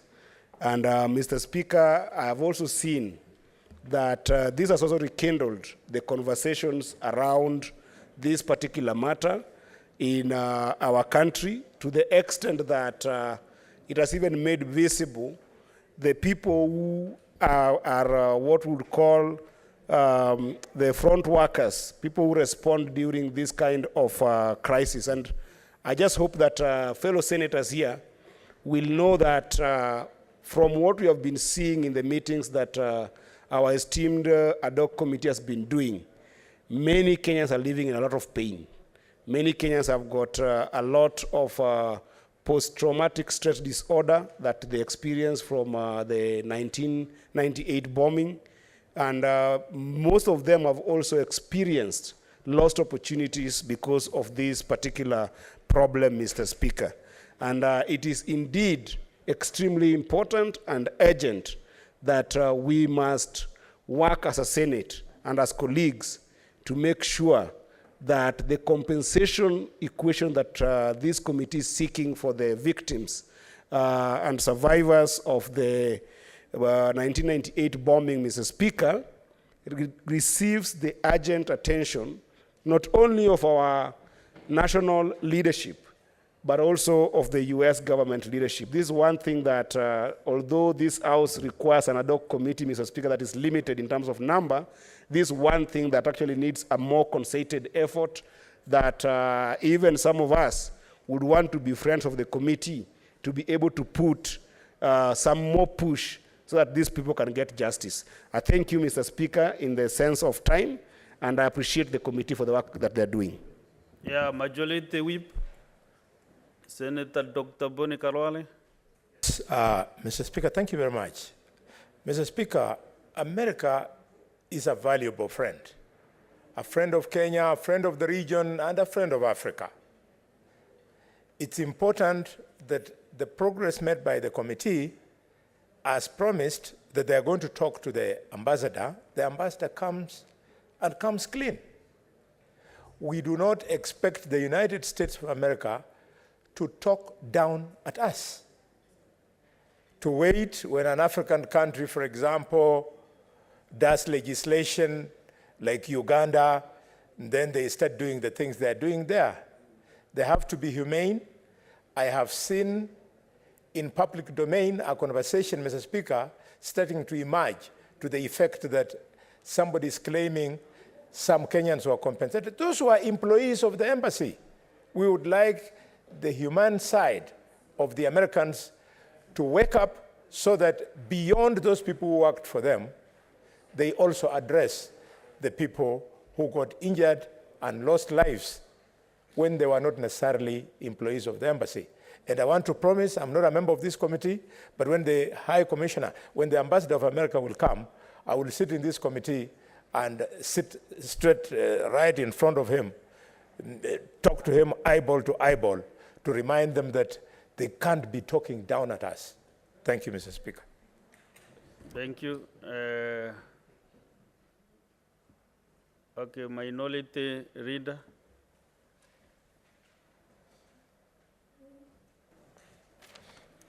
Asante Bwana Spika. Bwana Spika, cha kwanza nataka kupatia kongole kamati yetu hii ambayo ilikuwa katika hii mambo ya bomu iliyotokea wakati ule wa Amerika hapa kwetu Kenya, katika ubalozi wa Amerika, ambapo Wakenya wengi waliathirika na majeraha na wengine hata kufa. Bwana Spika, juzi tulikuwa naangalia ile runinga na nikaona mtoto ambaye alikuwa ndani ya tumbo la mamake katika mwezi wa 7 wakati mamake aliathirika na hii bomu iliyotokea pale katika ubalozi wa Amerika. Bwana Spika, kwa ufupi tu ni kwamba watu wengi walipata majeraha, lakini tunaona katika ile kazi ya wale waliokuwa wanafanya kazi katika ile nyumba ya Amerika pale ndani, Waamerika kwa sababu ya sheria zao na mienendo yao ya kibinadamu waliona ni kubahilika wazi ya kwamba wale walioathirika, hata pengine wale wengine waliopata majeraha makubwa ndani ya ile ubalozini pale wa Amerika, waliweza kulipwa fidia fulani, ambao hao wakiwa wako hai ama hawako hai hivi sasa walifaidika na vile ambavyo waliweza kupoteza watu wao na wengine pia kupata majeraha makubwa makubwa. Hapa Kenya, Bwana Spika, hatujaona Mkenya yoyote ambaye aliumia kwa sababu ile bomu haikulenga Mkenya, ililenga ubalozini. Lakini wale wa Kenya ambao walikuwa wanafanya kazi zao, wanapita wakwenda katika kazi zao mbalimbali, walipatikana na hii kuathirika na hii bomu. Kwa hiyo tunasema tu ya kwamba ingekuwa vyema ikiwa Amerika ile roho ya imani inaweza kuwaingia na hawa watu wetu ambao walipata majeraha wakati wa ile bomu kubwa ilipotokea, na watu wengi sana wakapoteza maisha yao ambao ni wa Kenya, waweze kulipwa.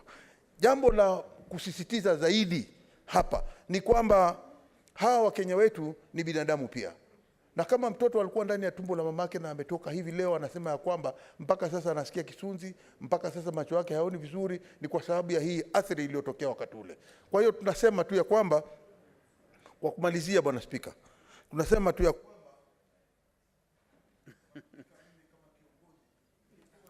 wezi, unajua sasa seneta wa Kilifi, huwezi kuwa saa zote wewe unajigambo ni kiongozi. Kwa hivyo ungesema tu kwa heshima, usiseme wewe ni kiongozi. Wengine wakuite kiongozi, wewe usijiite, sio? Sekunde 30, lakini wewe unajua kufupisha maneno sababu ya time, unajua tuko shinda na muda sasa. Asante Bwana Spika. Sekunde 30. Asante Bwana Spika. Sasa sijui kama hiyo point hiyo hoja ya nidhamu. Malizia. Asante Bwana Khalwale. Malizia tafadhali. Oh, okay, nilikuwa nafikiria wampatia Bwana Khalwale. Ndugu yangu Khalwale alikuwa tayari na hoja yake ya nidhamu. Lakini wanakuchanganya, malizia hoja yako. Ndio, kwa kumalizia Bwana Spika. Kwa kumalizia tu Bwana Spika, ni kwamba tunahitaji kuona hii kamati yetu ikiwa na ushirikiano mwema na utendakazi wa kisawasawa, iweze kupewa hiyo nafasi, na ile serikali ya Amerika iweze kuangalia hili swala kwa jicho la imani na kuona ya kwamba watu wa Kenya wamepata haki zao. Asante Bwana Spika. Asante sana. Next is Senator Professor Margaret Kamar. Thank you, Mr. Speaker. I join my colleagues in congratulating the committee chaired by my sister, Senator Kavindu, on the progress they have made so far. Mr. Speaker, I would like to agree with Senator Alwale that the U.S. has been a friend to this country. And it looks like some things have not been understood on this occasion, because under normal circumstances, we should be discussing and concluding. Mr. Speaker, I'm very happy to hear that there are a few visits that the committee is going to make, one of which is to meet the ambassador. And it's very important that they meet the ambassador and the senators on the other side for a few reasons. One is that there is need to audit these people we are being told were paid. On the 25th anniversary, and I congratulate the committee for visiting and meeting the families for the first time, actually, because they had almost been forgotten. It was very clear that there are people who are still hurting, there are people who were hurt at that time and have not been able to come to terms even with what happened, let alone the compensation. They are saying they have never even been talked to, nobody has talked to them. I would like to encourage the committee that as they move forward to meet the US ambassador, they should have their documents right. Who exactly was paid? Because it is known. And if it is not, if they don't have the documentation, let the documentation come before they even go to the US, so that it is very clear who was paid and who was not paid. Audit is very, very important, Mr. Speaker, because we know that even if the people who were paid were those who were in the embassy, Mr. Speaker, we know the law of compensation in this land, let alone the one in the US, that if you have an accident caused by a vehicle, even a trailer causing an accident, even if you are not inside the matatu, you will be compensated by the insurance company. So if we are going to compensate people who have been affected by an accident just because you were affected by that vehicle, we are expecting that the US will look at these victims mercifully, knowing that they are victims of some accident of some sort. Mr. Speaker, we know that there is a fund, which we were informed was started in the US in the year 2014, anti-terrorism fund in the US. These are the people who should be taken care of. We really want to close this chapter. And our appeal to the US Embassy and to our colleagues, the senators in the US, is that we close this chapter. We believe that our colleagues, the senators, have not heard the real story. And we believe that if we take the real story to them, things will be done. Thank you, Mr. Speaker. Madam Speaker. Yeah, thank you. Thank you, Senator. Senator Chirari K. Samson. Mr. Speaker, two quick things. One, I want to thank... Mr. Speaker. Oh, sorry, Madam Speaker, sorry. I know the change on the seat. My apologies, Madam Speaker. I rise to continue to empathize with the victims of 1998, the INIAS Act of Terrorism, where many Kenyans and other nationalities were killed. One of the victims that died is my resident of Nandi County, Namosine village, by the name Wilson Mutai. I want to thank A24 journalist Isaiah Cheruiyot for carrying a very incisive story about the loss, and yet they have not been compensated, Madam Speaker. I have sent the video even to the ad hoc chair, Senator Kavindu Kavaa Mama, to do follow-up so that most of these victims, Madam Speaker, it's sad when they were celebrating 25 years, Madam Speaker, that they did not give psychosocial support, they did not give any compensation, Madam Speaker, and therefore, Madam Speaker, finally, is to appeal to the American government, because it's a friendly nation, to compensate, Madam Speaker. Madam Speaker, it behooves the country and the world that American government was compensated a whooping $335 million US by Sudan government, Madam Speaker, to be removed from the list of terrorist countries, Madam Speaker. The US itself has received compensation over victims of terror attacks, Madam Speaker. Even in the case of 1988 of Lockerbie, the Panama Airlines that was shot allegedly by terror, Madam Speaker, the Libyan government went ahead and paid $1.5 billion US in terms of compensation to the Americans and other nationalities that died during the Lockerbie air crash by Panama flight, Madam Speaker. So this issue of compensation is not new. The American government has been compensated by other nationalities, Madam Speaker. They should also reciprocate the same, Madam Speaker. And therefore, I hope by the time the ad hoc committee concludes, each and every Kenyan, including other nationalities, must be paid and compensated. Just the way when you are traveling in a car and get an accident, the insurance normally gives you compensation, Madam Speaker. And I wish the American government and the US Congress will be able, Madam Speaker, to sit and quickly resolve this matter, Madam Speaker, because US government is a friendly nation. We know the input that the US government has put even in the Kenyan government and investment, Madam Speaker. We appeal that they should also do the same. With so many remarks, I support the committee and wish them well. Thank you, Madam Speaker. Thank you, Senator. We have one statement from Senator Mudigi.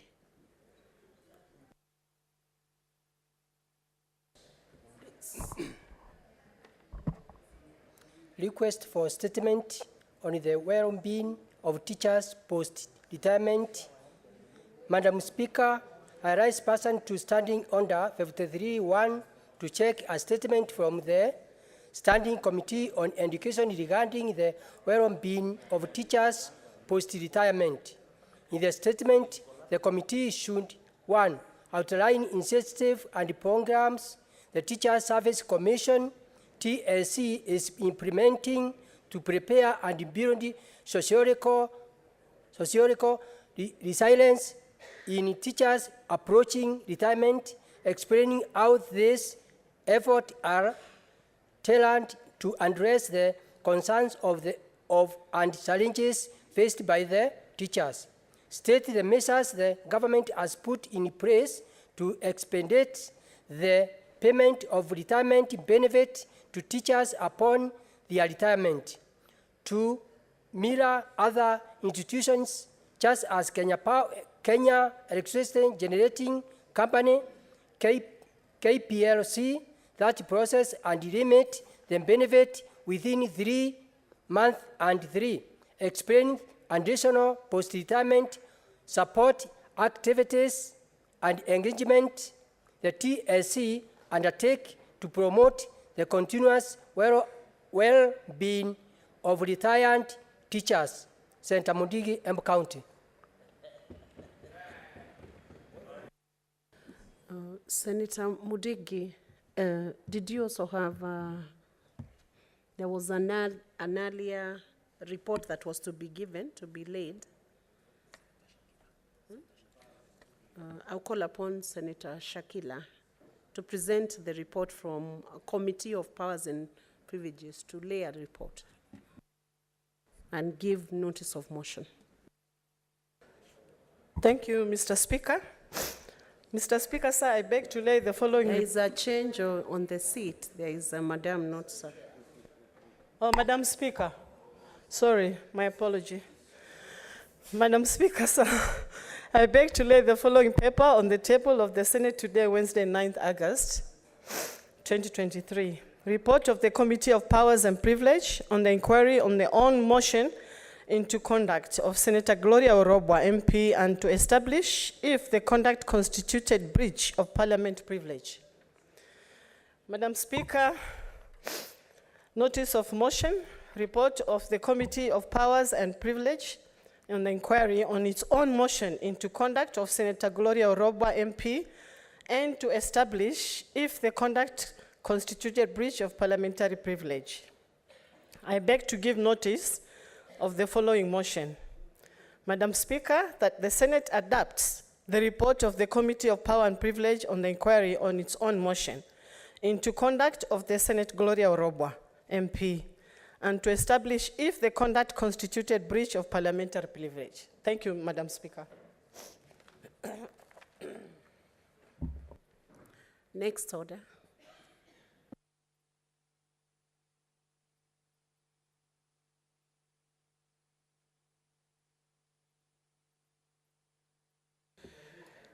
Order number 8. Before you do that, Mr. Clerk, I think I'll give an opportunity for a few seconds.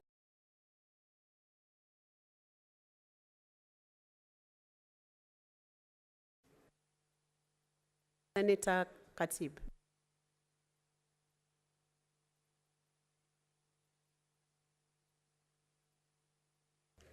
Hapa Senate inajulikana kama Senator mwenye Haji Faki Mohamed. Khatibu ni jina la wakili. Madam Speaker, I want to thank you for giving me this opportunity to comment on the two statements, one by Senator Kavindu Mudhama on the ad hoc committee on the compensation of the bomb blast victims. Madam Speaker, I want to commend Senator Kavindu and her committee for the splendid work they have done in the 1 month that they have been in existence. The work they have done is commendable, and I hope by the end of their term, the victims of the bomb blast will have a compensation on their table. Madam Speaker, it is not fair on the United States of America to compensate some of the victims of the bomb blast and leave out others. Those who suffered did not suffer because they wanted to suffer, Madam Speaker. Those who died, those who were injured, suffered because America was the primary victim of this bomb. Therefore, Madam Speaker, it is inhuman and unfair for America to choose to compensate their citizens, yet they left Kenyans still clamoring for their compensation about 25 years later. Madam Speaker, as said by my brother Senator Cherargei, America has been compensated by Sudan. It has been compensated by Libya as a result of suspected masterminds of their bombing having been come from those countries. So, Madam Speaker, it is not fair for America to close their eyes on Kenya, yet they have been compensated in similar circumstances. Coming to the report by my chair, Senator Mwenda Getaya, more fire. Madam Speaker, we have also done a lot in the Delegated Legislation Committee. Sadly, is the fact that when Parliament or the National Assembly passed the Finance Act 2013, they also amended the Statutory Instruments Act to deny Senate the opportunity to look at the statutory instruments that are expiring after the lapse of 10 years. Madam Speaker, that is not fair.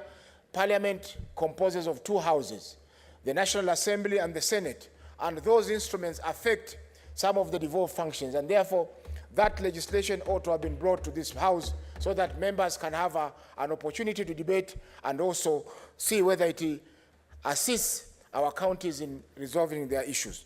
Madam Speaker, we have done a lot in that committee, and we look forward to working together so that we can be able to look at the pending and upcoming statutory instruments that will affect the functions of our counties. Thank you, Madam Speaker. Thank you, Senator. Senator Segei, Wakili Hilali Rotich.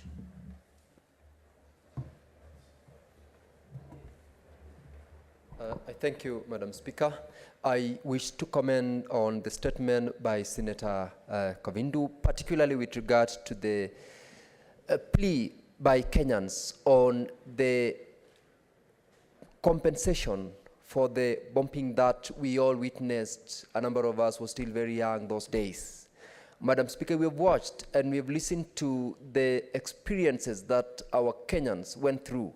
The survivors have, in so many occasions, laid out bare the experiences which are very sad. We cannot fathom the fact that the US government has taken it for granted, the compensation that the people of Kenya are expected to get from that government. As someone has earlier on said, the United States of America is a friendly state to the government of Kenya. We believe that with the setting up of this particular committee and also the role that it has put itself ahead of the engagements that they are going to do, we will expect them to come out with a report that will ensure that Kenyans are compensated as the rest of other countries have done in such a particular incident. Madam Speaker, as regards the statement by the chairperson of the delegated legislation, Mofaya, indeed, Parliament is defined by the Constitution as comprising the Senate and the National Assembly.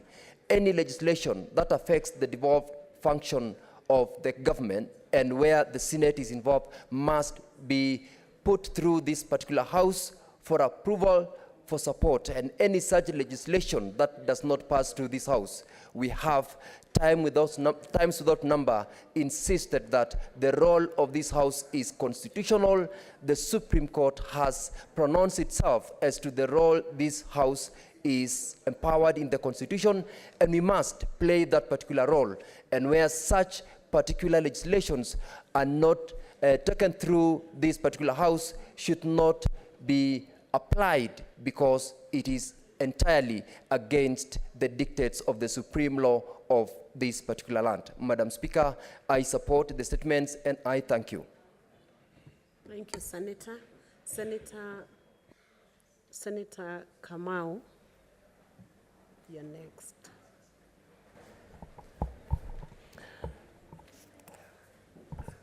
Thank you very much, Madam Speaker, for giving me this opportunity to contribute into the statement by Senator Kavindu.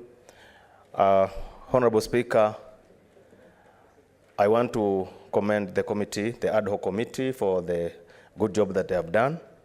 And I want to say that it is very unfair, Madam Speaker, for the American government to compensate its members and leave out Kenyans, Madam Speaker.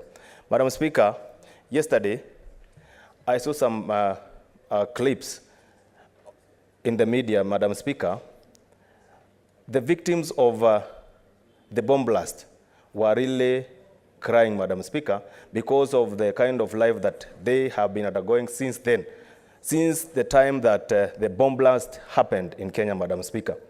And it is very unfair for the American government, being a friendly nation to Kenya, to compensate its members and leave out the Kenyans who are in dire need of the support, Madam Speaker, because of that accident that happened to them, Madam Speaker.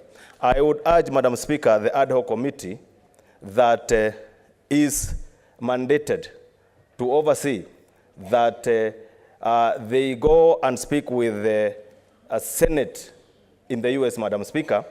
They present or they advocate their case accordingly. They make sure that they talk with the senators in the United States. And I believe, Madam Speaker, because USA is a friendly nation to Kenya, definitely they will listen to their grievances and they will be able to compensate the Kenyans that suffered the bomb blast, Madam Speaker.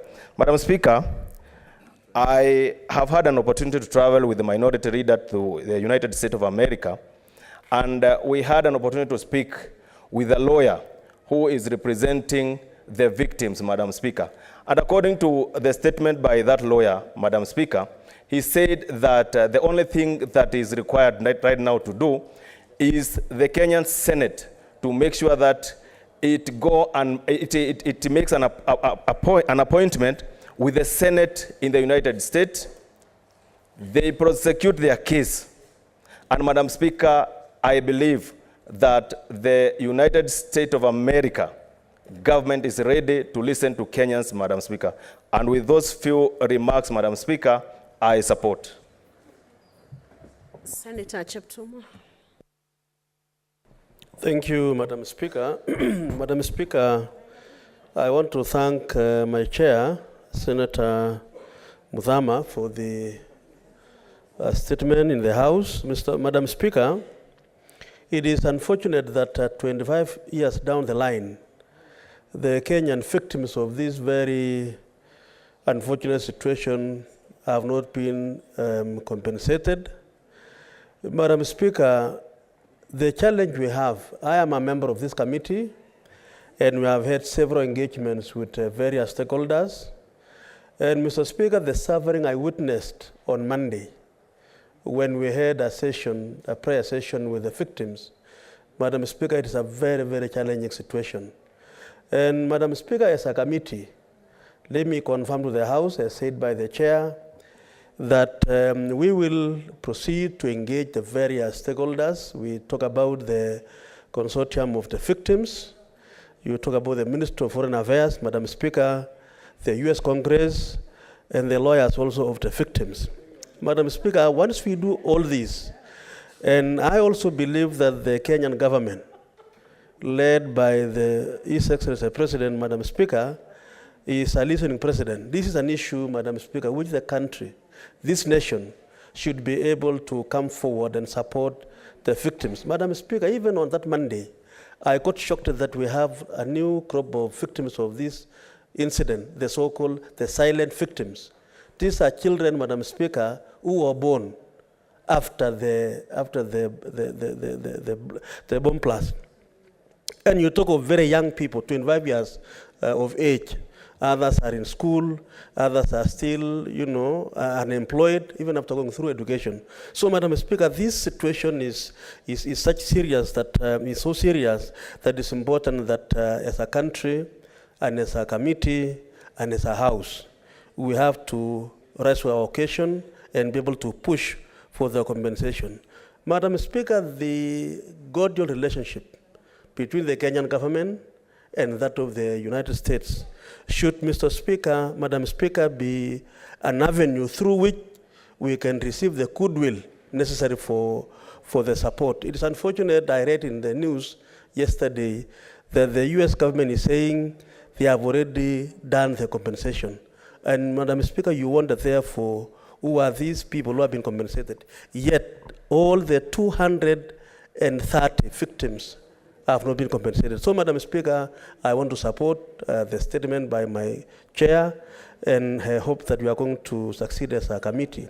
Madam Speaker, finally on the issue of delegated legislation. Madam Speaker, I was the chair of that committee in National Assembly. The challenge we have here is that the Statutory Instruments Act should be amended so that it makes it mandatory, Madam Speaker, that all instruments should be able to come to Parliament, not National Assembly. So that, Madam Speaker, the statutory making body should be able to forward those regulations to National Assembly and at the same time to this House, so that then there is approval by the two houses. Madam Speaker, it is important. You see, the delegation of making laws by National Assembly, by Senate, by Parliament, to either ministry or a corporation, Madam Speaker, is a delegated power. Otherwise, the institution that has the has the power to make laws is both National Assembly and this House. So I want to agree with the chair of delegated that there is need to relook at all this so that, Madam Speaker, then this House will have a role to play in approving regulations which have the full force of the law. So, Madam Speaker, I support. Thank you, Senator. What is your point of order, Senator Chipton? Senator Kamau Joseph. Madam Speaker, is it in order for Senator Cherargei to cross from the other side to this other side of the floor without following the rules, Madam Speaker, bearing in mind that Senator Cherargei is a very senior member of this House?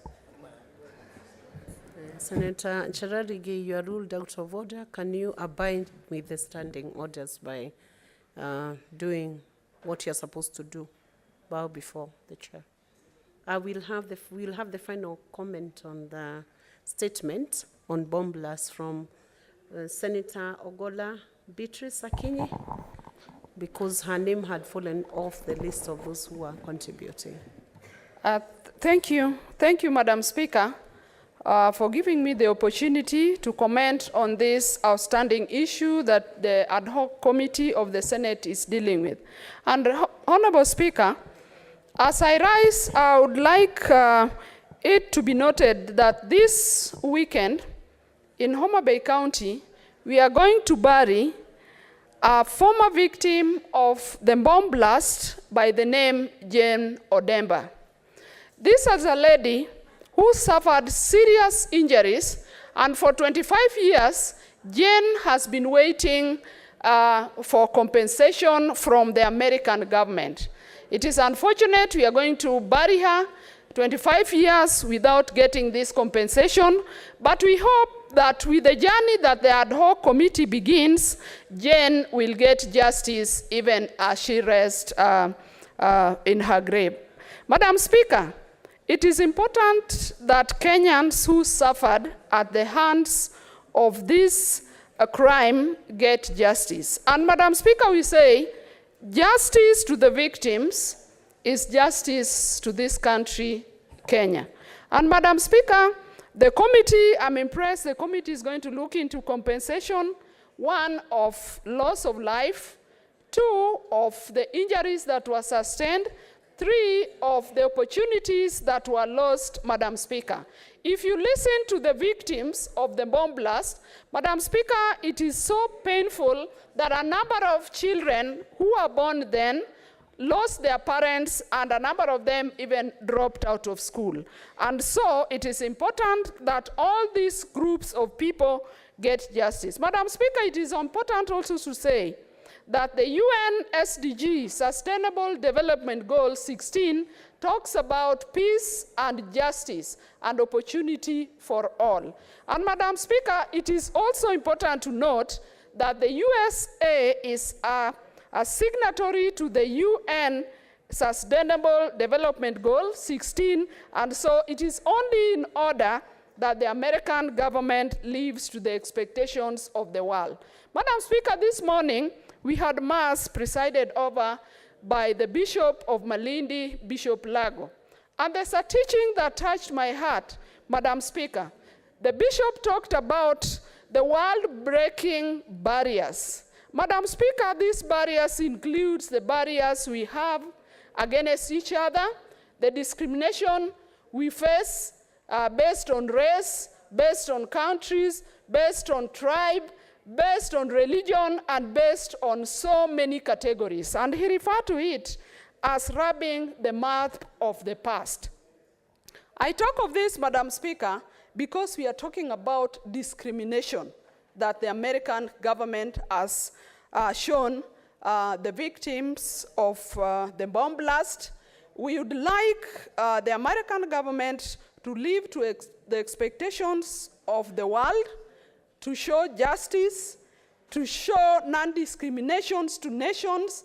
And Madam Speaker, this is important because Kenyans suffered on a path that they did not know of. That morning, there are people who are just going their daily lives, walking past the site, and they were caught up in this erroneous crime, Madam Speaker.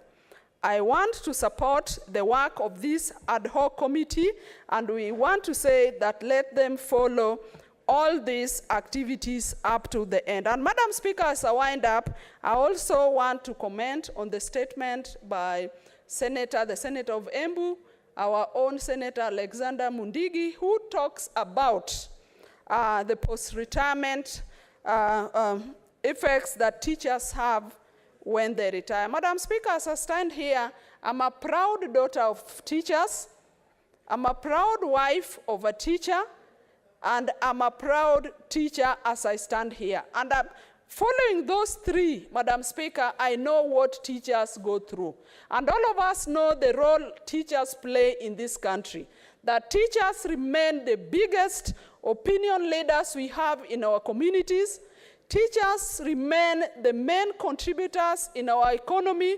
And Madam Speaker, it is important that this nation looks at the welfare of teachers even as they retire. And Madam Speaker, this is important by even looking at the remuneration of the teachers, by preparing them for retirement even as they prepare to retire, because the government has all the records of all the workers in this country. Madam Speaker, thank you for the opportunity. I support these two statements. Thank you very much, Senator Beatrice. You can call the next order, clerk.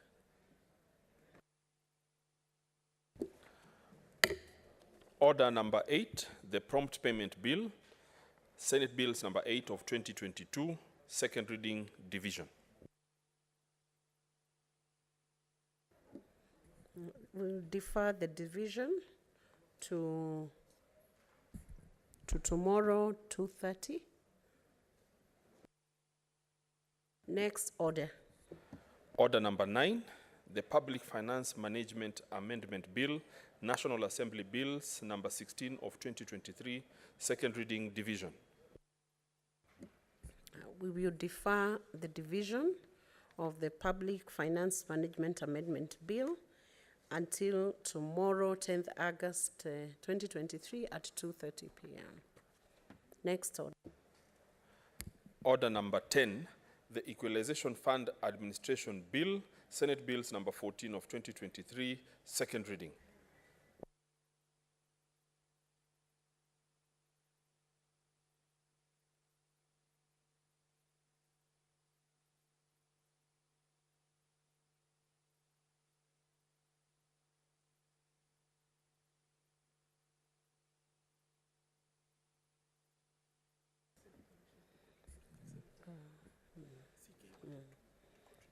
We will resume the debates on the Equalization Fund Administration Bill.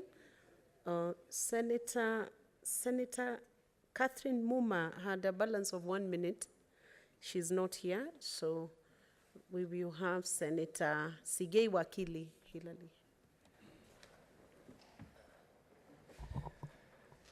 I thank you, Madam Speaker, for the opportunity to also contribute to this very important bill, Equalization Fund Administration Bill number of 2023. Madam Speaker, this is a very important bill that seeks to establish a legal framework for conducting regular reviews and assessment of the fund's performance. In this case, Madam Speaker, I'm making reference to the Equalization Fund that is provided for by Article 204 of the Constitution of Kenya. Madam Speaker, the objective is, of course, to facilitate necessary legal framework for purposes of managing the fund in order to ensure transparency, minimize the misuse or abuse of the fund, and also directing this particular fund towards the marginalized areas and also in full compliance with the provisions of the Constitution. Madam Speaker, this is very crucial in terms of distribution of the resources in order to address the regional discrepancies in terms of development of both and promoting socio-economic development of the country.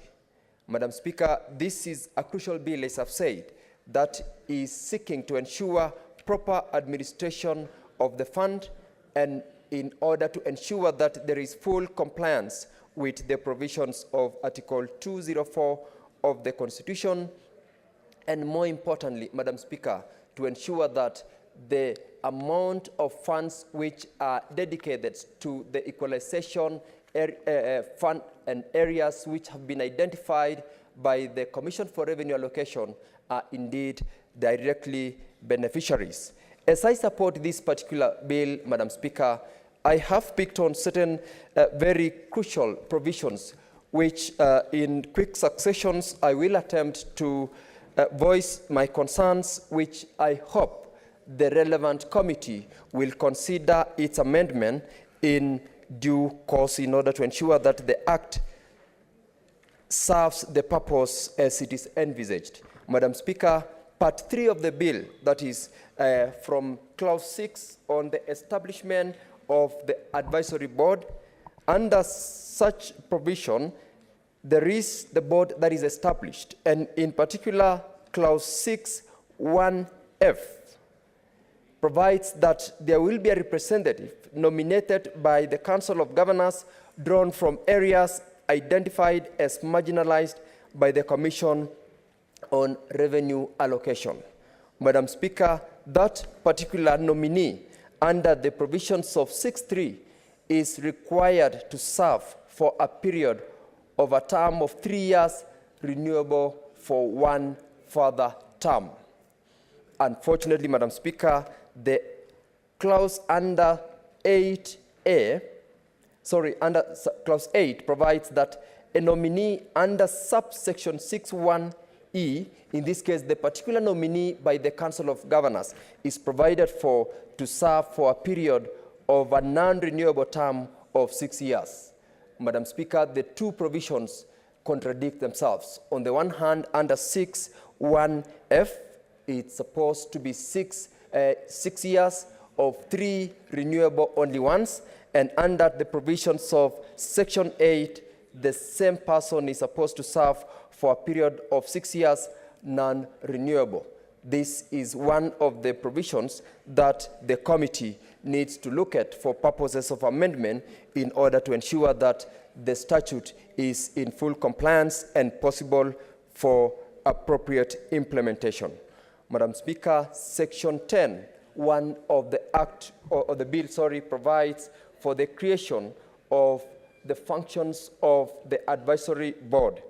And Madam Speaker, under subsection G, the bill also makes reference to guidelines. Madam Speaker, these guidelines have already been provided for as deleted under the provision of clause 33 on the repeal clauses. The committee, therefore, I submit, must relook at deleting that particular provision in reference to the guidelines that no longer exist, because in section 33 of the bill, the guidelines are deemed to have been repealed by this particular bill. Madam Speaker, the provision of Part 4 of the bill establishes what is called county technical committees.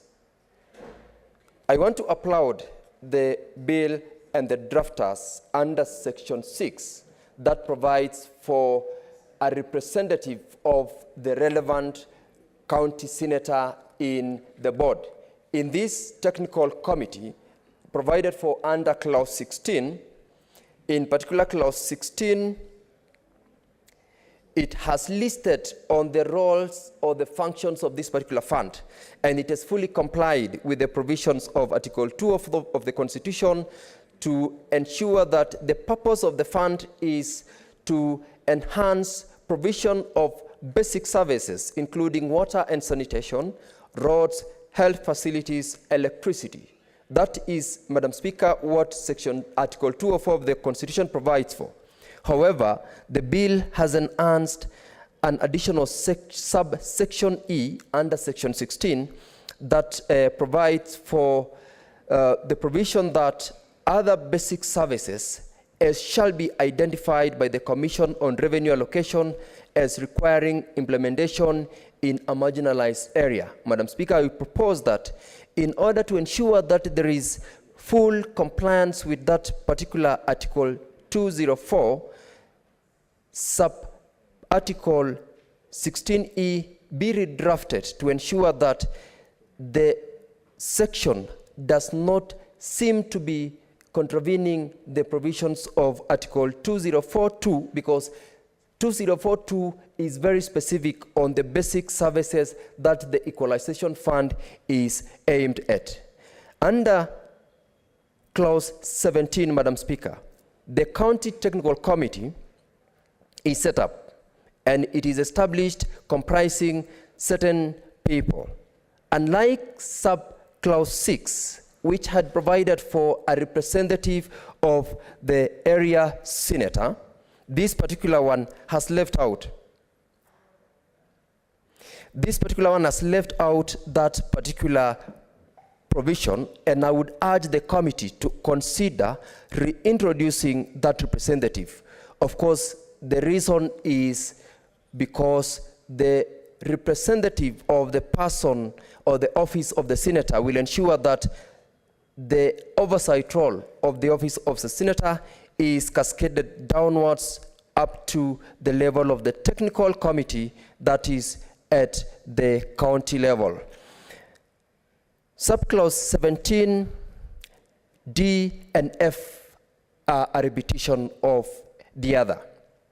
I propose that one of the two be deleted, and one that is deleted, a replacement is made by introducing the representative of the office of the Senate. That way, Madam Speaker, we will retain the number of the membership to the technical committee and avoid repetition of the representative of the relevant county assembly, as it is, I believe, by mistake provided for by 17, D, and F. Madam Speaker, the provisions of Section 1920 of the draft bill, in my view, are superfluous. Why do I say so? The section that creates the technical committee is provided under 17. 18, 19, and 20, Madam Speaker, creates a sub-county technical committee. This, in my view, is irrelevant for the two reasons. One is that in the identified areas by the Commission for Revenue Allocation, it is not all sub-counties. In fact, there are certain counties that do not benefit at all on this fund. For instance, in my county, there are only 3 wards that are benefiting from this fund out of 25. And the 3 wards are all domiciled in one particular sub-county. I see, therefore, no reason why we should create other technical committees from other 4 sub-counties that do not benefit. I therefore propose that the committee relook at the importance and the relevance of this particular provision and delete the provisions of sub-clauses 19 and 20, because there would be no need, when I am aware that in Bomet there are only 3 wards, Chebunya, Nyangores and Sigor to benefit, yet the Act will expect the county to develop and establish other technical committees from other non-benefiting sub-counties. I therefore would wish to convince the committee that we do not need the two sections, and for obvious reasons also, we would need to utilize the unnecessary creation of legislations which are not of any use, and also minimize possible utilization of public resources in the creation of such technical committees and the attendant expenditure that they will require for purposes of establishing and for purposes of convening sessions, which in most cases are not necessarily of relevance to support the work of the fund. Madam Speaker, further to the provision of clause 23(1), this is the one that provides for the functions of the county executive committee member. In this case, the relevant person is the committee member in charge of finance. Under section 23(1), this CEC is required to report to the board under section 6 of this draft bill. The CEC member, who will be sitting as a technical member of the committee, is expected to report to the board as provided for under section 6. Madam Speaker, Article 179(6) of the Constitution, and you will allow me to refer to it, Madam Speaker, provides for the role, or rather the mandate of the CEC of any particular county. Allow me, Madam Speaker, to make specific reference to that. That is Article 179(6). It says, County Executive Committee, member of a County Executive Committee are accountable to the county governor for the performance of their functions and exercise of their powers. Whereas the Constitution mandates the CEC to report to the governor, the draft bill here anticipates that the CEC member will report to the board that is established under section 6. One, Madam Speaker, is most likely going to challenge the constitutionality of that particular provision, and therefore, when we provide for the functions of this particular CEC member, we should see how we will not contravene the provisions of the Constitution, as well as the provisions of section, I believe, 36 of the County Governments Act that gives the role of a CEC. Madam Speaker, further to the provision of, I believe, section 3D of this bill. This is with regards to the extension of the time on the applicability of the fund. Yes, this is section 3D, which suspends the application of Article 2047 of the Constitution and extend the pendency of the fund. Madam Speaker, this is a very critical provision because whereas we are asking for an extension of the availing of these funds to the counties, Article 204(7) and 8 of the Constitution provides that this fund's lifespan is 20 years, and this is a very important provision because it will give a life additional to the fund so that the counties, as are identified by CRA, are also beneficial within the confines of the Constitution. As I support this bill, Madam Speaker, I would urge the committee to consider those particular comments, to consider those positions as regards the specific clauses that I've made reference to, so that even as we pass this bill, we pass it in order to make sure that the Equalization Fund is going to directly benefit the counties as identified and for the purpose that is envisaged. Madam Speaker, I support and I thank you for the opportunity to contribute to the bill. Senator Catherine Muma, I will give you just 1 minute. Thank you, Madam Speaker, for the opportunity to contribute. Madam Speaker, I extensively contributed to this bill, but just wanted to add one point. I can see Senator Chair Roba is here. I think we need to include a clause that can provide for oversight by the Senate on this particular fund. That section should obligate the implementing entities and the counties to periodically submit reports to the Senate for us to evaluate how the fund is using. It should also provide for opportunity for the Senate to be able to go to the counties to verify that activities being carried out under the Equalization Fund are being carried out as provided. Thank you, Madam Speaker. Thank you, Senator. I will now call upon the mover of this motion, the chair of this committee, Senator Robert, to come and reply.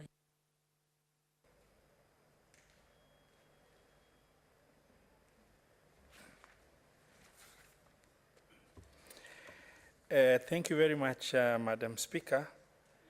I move to reply, and I would like to take this opportunity to first thank all the honorable senators who've contributed extensively to this Equalization Fund Administration Bill, Senate Bill number 14 of 2023. As I discussed during the contribution of opening of the second reading, the object of the bill is extremely clear. And having listened to most senators that have contributed, there are a few amendments already proposed in the report that we've submitted with the bill, which takes care of most of the comments that are shared. And there are comments relating to the representation of the office of the senator at the county level. And that one I feel is valuable because most senators have shared that. And as such, we will include in the amendment as required, Madam Speaker, on an issue of just clarity, whereas the beneficiaries of the beneficiary counties are 34, the beneficiary areas are about just about 1,400. And as such, the envisaged position where the technical committees have become necessary for it to be formed at the sub-county level is that the beneficiary counties, the originally envisaged beneficiary counties, which are the 14 counties, are extensively covered in terms of the marginalized areas, and as such, all the sub-counties are equally affected. And hence, that makes it necessary for a technical committee at the sub-county level, meaning at the constituency level, to be in place. And I believe maybe the contribution shared by my colleague, Honorable Senator Wakili Hilary Sigei, on maybe there being no need of establishment of a technical committee at the sub-county level on the basis of the situation in his county. It's a little bit different in the other counties because the other counties are extensively covered, particularly the original ASAL counties. And Madam Speaker, having listened to most contributions, there is a little bit of, maybe information gap. In that, marginalization has been equated to poverty and poverty equated to marginalization. But the reality is that marginalization is not equal to poverty, and poverty is not equal to marginalization. Marginalization is a state of underdevelopment arising from deliberate resource denial by successive governments, starting from the colonial administration in Kenya, that has led to extreme poverty and lack of, availability of basic services in selective areas. Unfortunately, by CRA opening up this discussion to marginalized areas and extending it further, that the envisaged position of the Constitution, Article 204, that established Equalization Fund has been gravely, diluted. Nevertheless, the situation is what it is right now.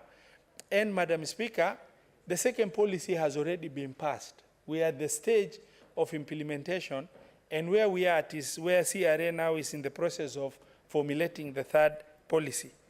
Madam Speaker, as I reply, I would like to also take this opportunity to give credit where it is deserved. Madam Speaker, Equalization Fund started in 2010. It was supposed to be realized from 2011. But knowing 10 years have lapsed without any meaningful realization of the impact of Equalization Fund and appropriation of the fund, it's only under this current government, that Equalization Fund implementation has found traction, that we have passed Equalization Fund appropriation bill for 2021, 2022, 2022-2023, which is already, ascended to by the President as an act of Parliament. Madam Speaker, we are now in the process of processing the appropriation, bill for Equalization Fund 2023-2024, which is at the tail end of its logical conclusion, meaning the goodwill from the government led by Honorable His Excellency President William Samoei Ruto cannot be understated. We have also had engagement with the Cabinet Secretary in charge of Treasury, Madam Speaker. That goodwill has been explicitly expressed.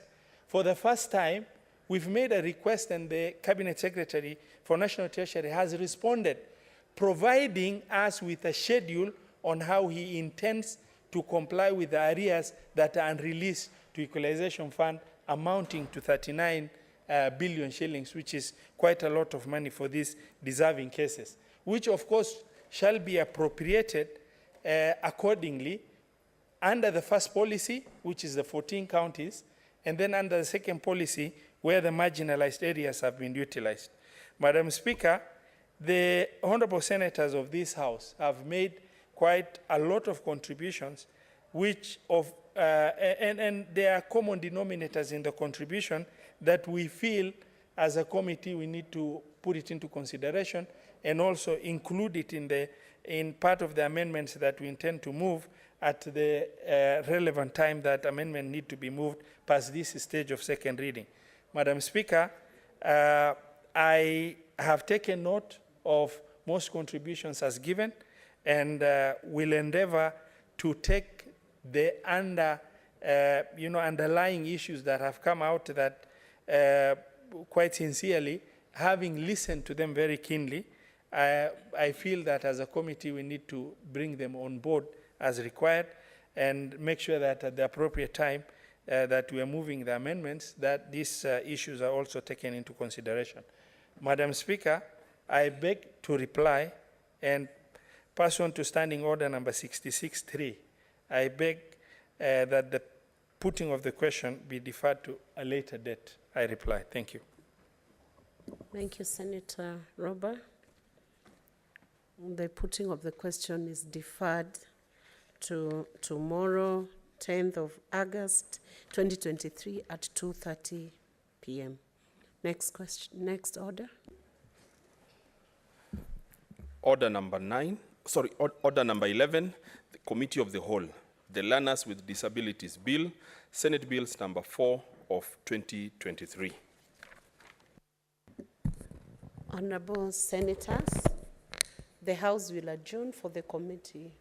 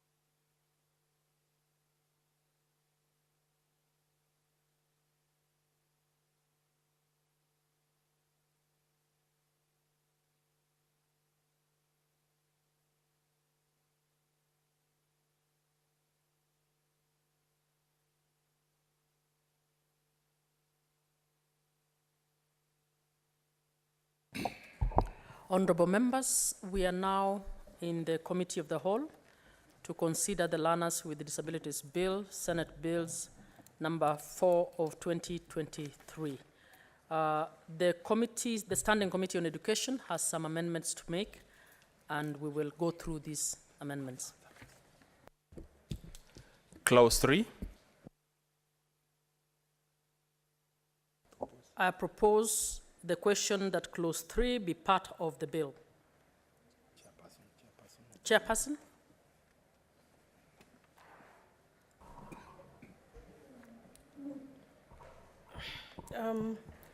Thank you, Madam Chairperson.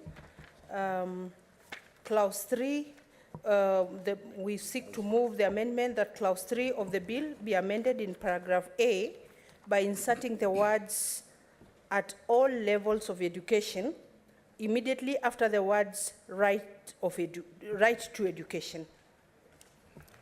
I propose the question that Clause 3 be amended as proposed. I put the question that Clause 3 be amended as proposed. A division at the end. Clause 4. I propose the question that Clause 4 be part of the bill. Chairperson? Thank you, Madam Chair.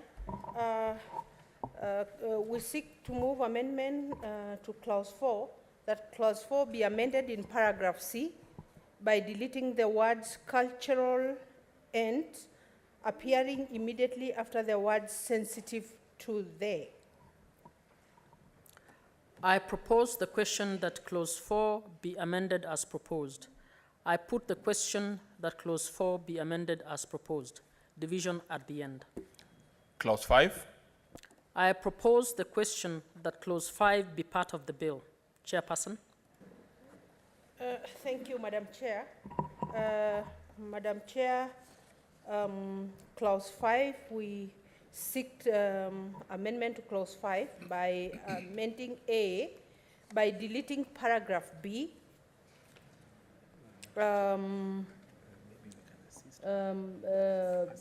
B in paragraph C by inserting the words augmentative and alternative communication immediately after the words Kenyan Sign Language.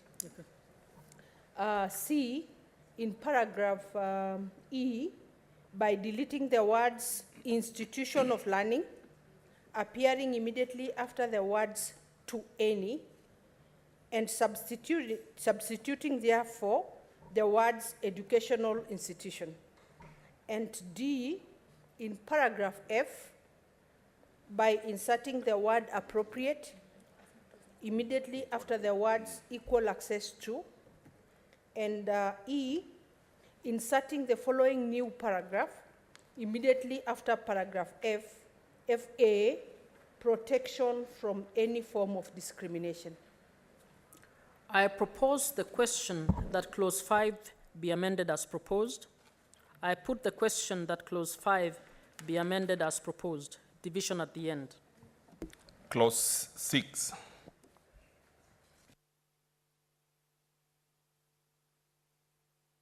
I propose the question that Clause 6 be part of the bill. Chairperson? Thank you. Thank you, Madam Chair. Madam Chair, I propose that Clause 6 is amended as it is in the order paper. I propose the question that Clause 6 be amended as proposed. I put the question that Clause 6 be amended as proposed. Division at the end. Clause 7. I propose the question that Clause 7 be part of the bill. Chairperson? Thank you, Madam Chair.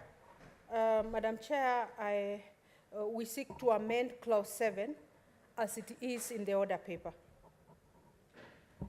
I propose the question that Clause 7 be amended as proposed. I put the question that Clause 7 be amended as proposed. Division at the end. Clause 8. I propose the question that Clause 8 be part of the bill. Chairperson? Thank you, Madam Chair. Madam Chair, we seek amendment to Clause 8 as it is described in the order paper. I propose the question that clause 8 be amended as proposed. I put the question that clause 8 be amended as proposed. Division at the end. Clause 9. I propose the question that clause 9 be part of the bill. Chairperson. Thank you, Madam Chair. Chair, we propose that clause 9 be amended as it is on the order paper. I propose the question that clause 9 be amended as proposed. I put the question that clause 9 be amended as proposed. Division at the end. Clauses 10 and 11. I propose the question that clauses 10 and 11 be part of the bill. I put the question that clauses 10 and 11 be part of the bill. Division at the end. Clause 12. I propose the question that clause 12 be part of the bill. Chairperson. Thank you, Madam Chair. Madam Chair, we propose clause 12 to be amended as it is on the order paper. I propose the question that clause 12 be amended as proposed. I put the question that clause 12 be amended as proposed. Division at the end. Clause 13. I propose the question that clause 13 be part of the bill. Chairperson. Thank you, Madam Chair. Madam Chair, we propose that clause 13 is amended by deleting that clause. I propose the question that clause 13 be amended as proposed. I put the question that... Okay. I propose the question that clause 13 be deleted. I put the question that clause 13 be deleted. Division at the end. Clause 14. I propose the question that clause 14 be part of the bill. Chairperson. Thank you, Madam Chair. Madam Chair, we propose that clause 14 is amended by deleting that clause. I propose that clause 13, clause 14 be deleted. I put the question that clause 14 be deleted. Division at the end. Clause 15. I propose the question that clause 15 be part of the bill. Chairperson.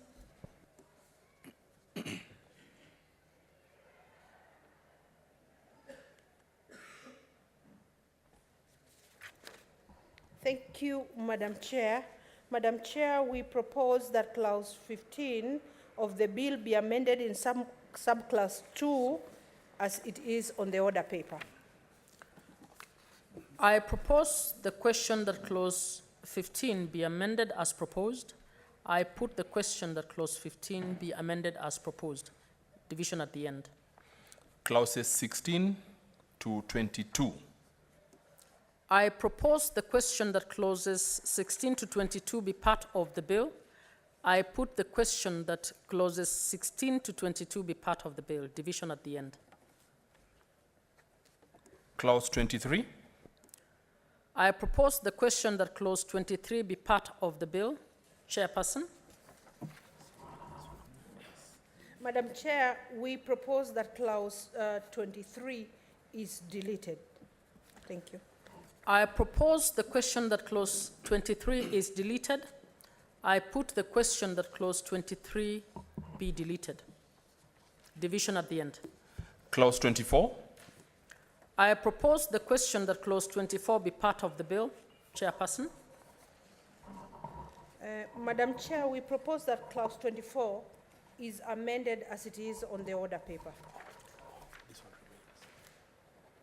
I propose the question that clause 24 be amended as proposed. I put the question that clause 24 be amended as proposed. Division at the end. Clause 25. I propose the question that clause 25 be part of the bill. Chairperson.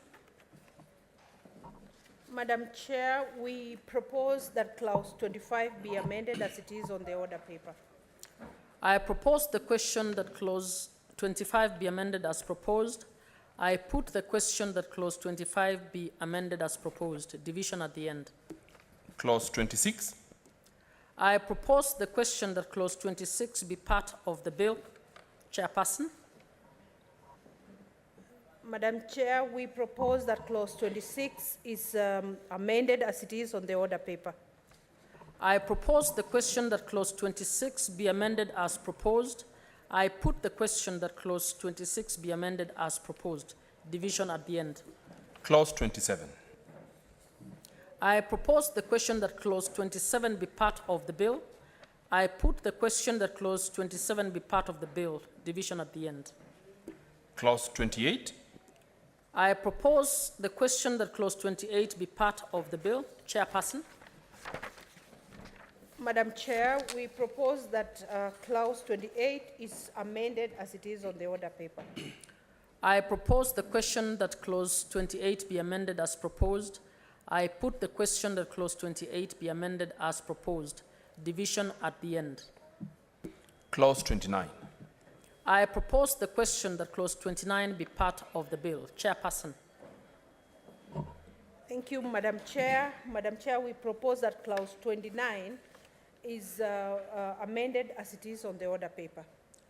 I propose the question that clause 29 be amended as proposed. I put the question that clause 29 be amended as proposed. Division at the end. Clause 30. I propose the question that clause 30 be part of the bill. Chairperson. Madam Chair, we propose that clause 30 is amended as it is on the order paper. I propose the question that clause 30 be amended as proposed. I put the question that clause 30 be amended as proposed. Division at the end. Clauses 31, 32, 33, and 34. I propose the question that clauses 31 to 34 be part of the bill. I put the question that clauses 31 to 34 be part of the bill. Division at the end. Clause 35. I propose the question that clause 35 be part of the bill. Chairperson. Madam Chair, we propose that clause 35 is amended as it is on the order paper. I propose the question that clause 35 be amended as proposed. I put the question that clause 35 be amended as proposed. Division at the end. Clauses 36, 37, and 38. I propose the question that clauses 36 to 38 be part of the bill. I put the question that clauses 36 to 38 be part of the bill. Division at the end. Clause 39. I propose the question that clause 39 be part of the bill. Chairperson. Madam Chair, we propose that clause 39 is amended as it is in the order paper. I propose the question that clause 39 be amended as proposed. I put the question that clause 39 be amended as proposed. Division at the end. Clause 40. I propose the question that clause 40 be part of the bill. I put the question that clause 40 be part of the bill. Division at the end. Clause 41. I propose the question that clause 41 be part of the bill. Chairperson. Madam Chair, we propose that clause 41 is amended as it is on the order paper. I propose the question that clause 41 be amended as proposed. I put the question that clause 41 be amended as proposed. Division at the end. Clause 42. I propose the question that clause 42 be part of the bill. Chairperson. Madam Chair, we propose that clause 42 is amended as it is on the order paper. I propose the question that clause 42 be amended as proposed. I put the question that clause 42 be amended as proposed. Division at the end. Clauses 43 and 44. I propose the question that clauses 43 and 44 be part of the bill. I put the question that clauses 43 and 44 be part of the bill. Division at the end. Clause 45. I propose the question that clause 45 be part of the bill. Chairperson. Madam Chair, we propose that clause 45 is amended as it is on the order paper. I propose the question that clause 45 be amended as proposed. I put the question that clause 45 be amended as proposed. Division at the end. Clause 46. I propose the question that clause 46 be part of the bill. I put the question that clause 46 be part of the bill. Division at the end. Clause 2. I propose the question that clause 2 be part of the bill. Chairperson.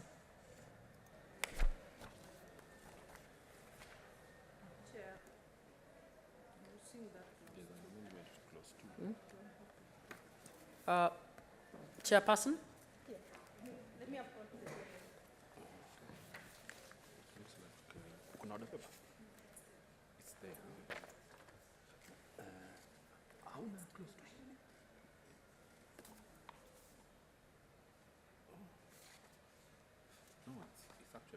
Clause 45, clause 2. Yes, yes. This is actually another bill. So your amendment is. And we end there. And we end there.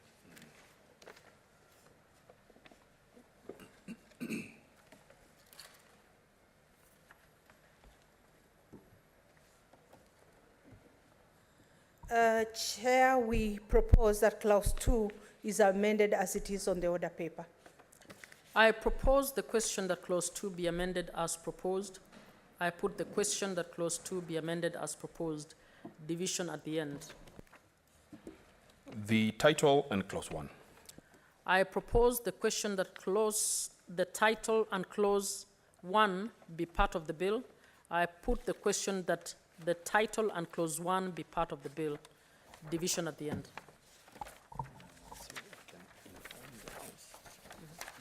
Finished the clauses, but looking at the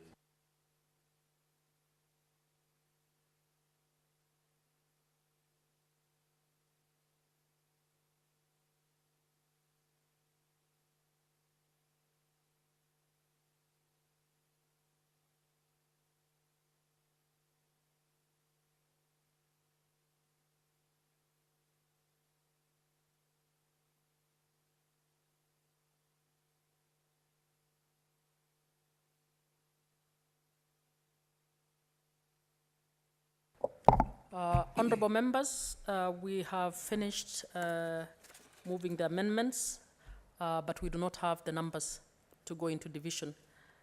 So we will be seeking to move this to tomorrow. I therefore call upon the mover to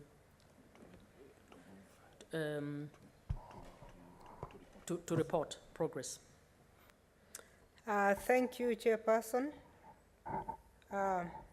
Honorable Chairperson, pursuant to Standing Order 148, I beg to move that the Committee of the Whole do report progress on its consideration of the Learners with Disabilities Bill, Senate Bills number 4 of 2023, and seek leave to sit again tomorrow.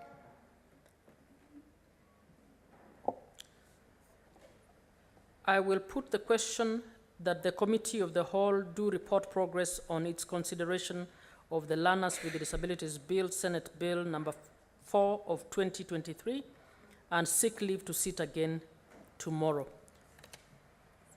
Will as many as are of that opinion say aye? Aye. Will as many as are of a contrary opinion say nay? The ayes have it.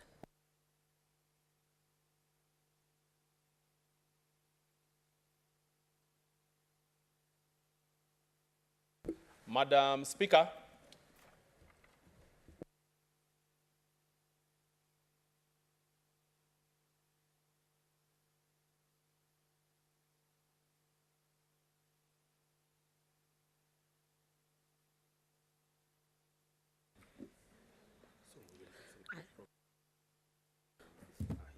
I now call upon the chair to report, the chairperson, to report progress on the Learners with Disabilities Bill, Senate Bills number 4, 2023. Honorable Speaker, I beg to report that the Committee of the Whole has considered the Learners with Disabilities Bill, Senate Bills number 4 of 2023, and seeks leave to sit again tomorrow.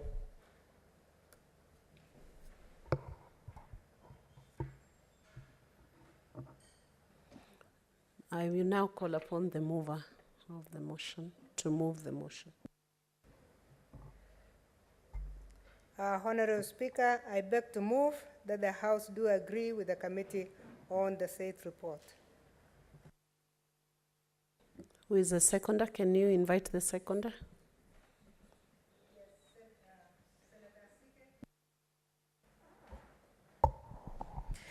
Thank you very much, Speaker. I second as moved.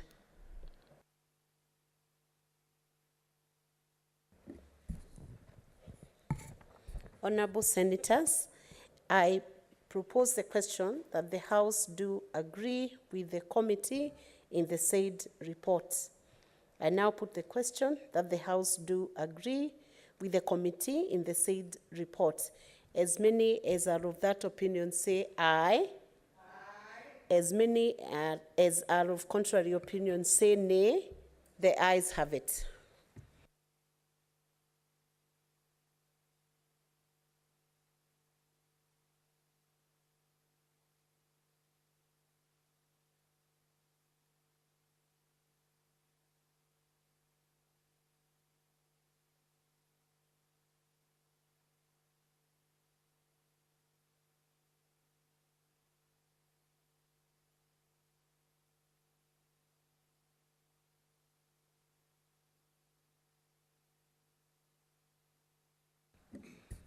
Honorable Senators, order number 12, 13, 14, 15, and 16 are deferred. Clerk can call out the next order. Order number 17, the Coffee Bill, Senate Bills number 10 of 2023, second reading.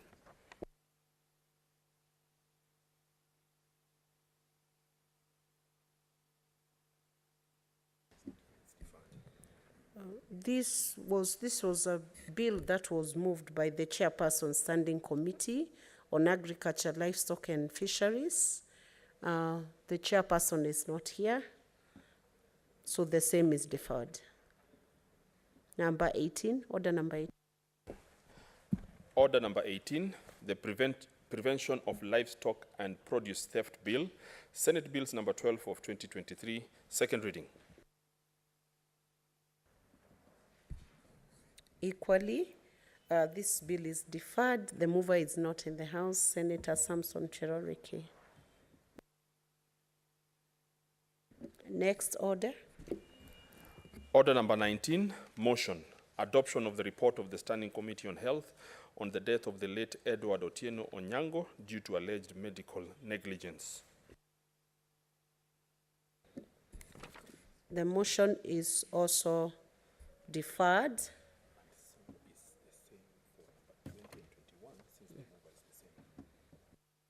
And in motion number 20 and 21, both are also deferred. The mover of that motion is the same. It's the Chairperson, Standing Committee on Health. Next order, please. Order number 22, motion, report of the 146th Assembly of the Interparliamentary Union and related meetings held in Manama, Kingdom of Bahrain from 11th to 15th March 2023. The motion is also deferred. The mover is not in the House, Senator Kaduri Murungi.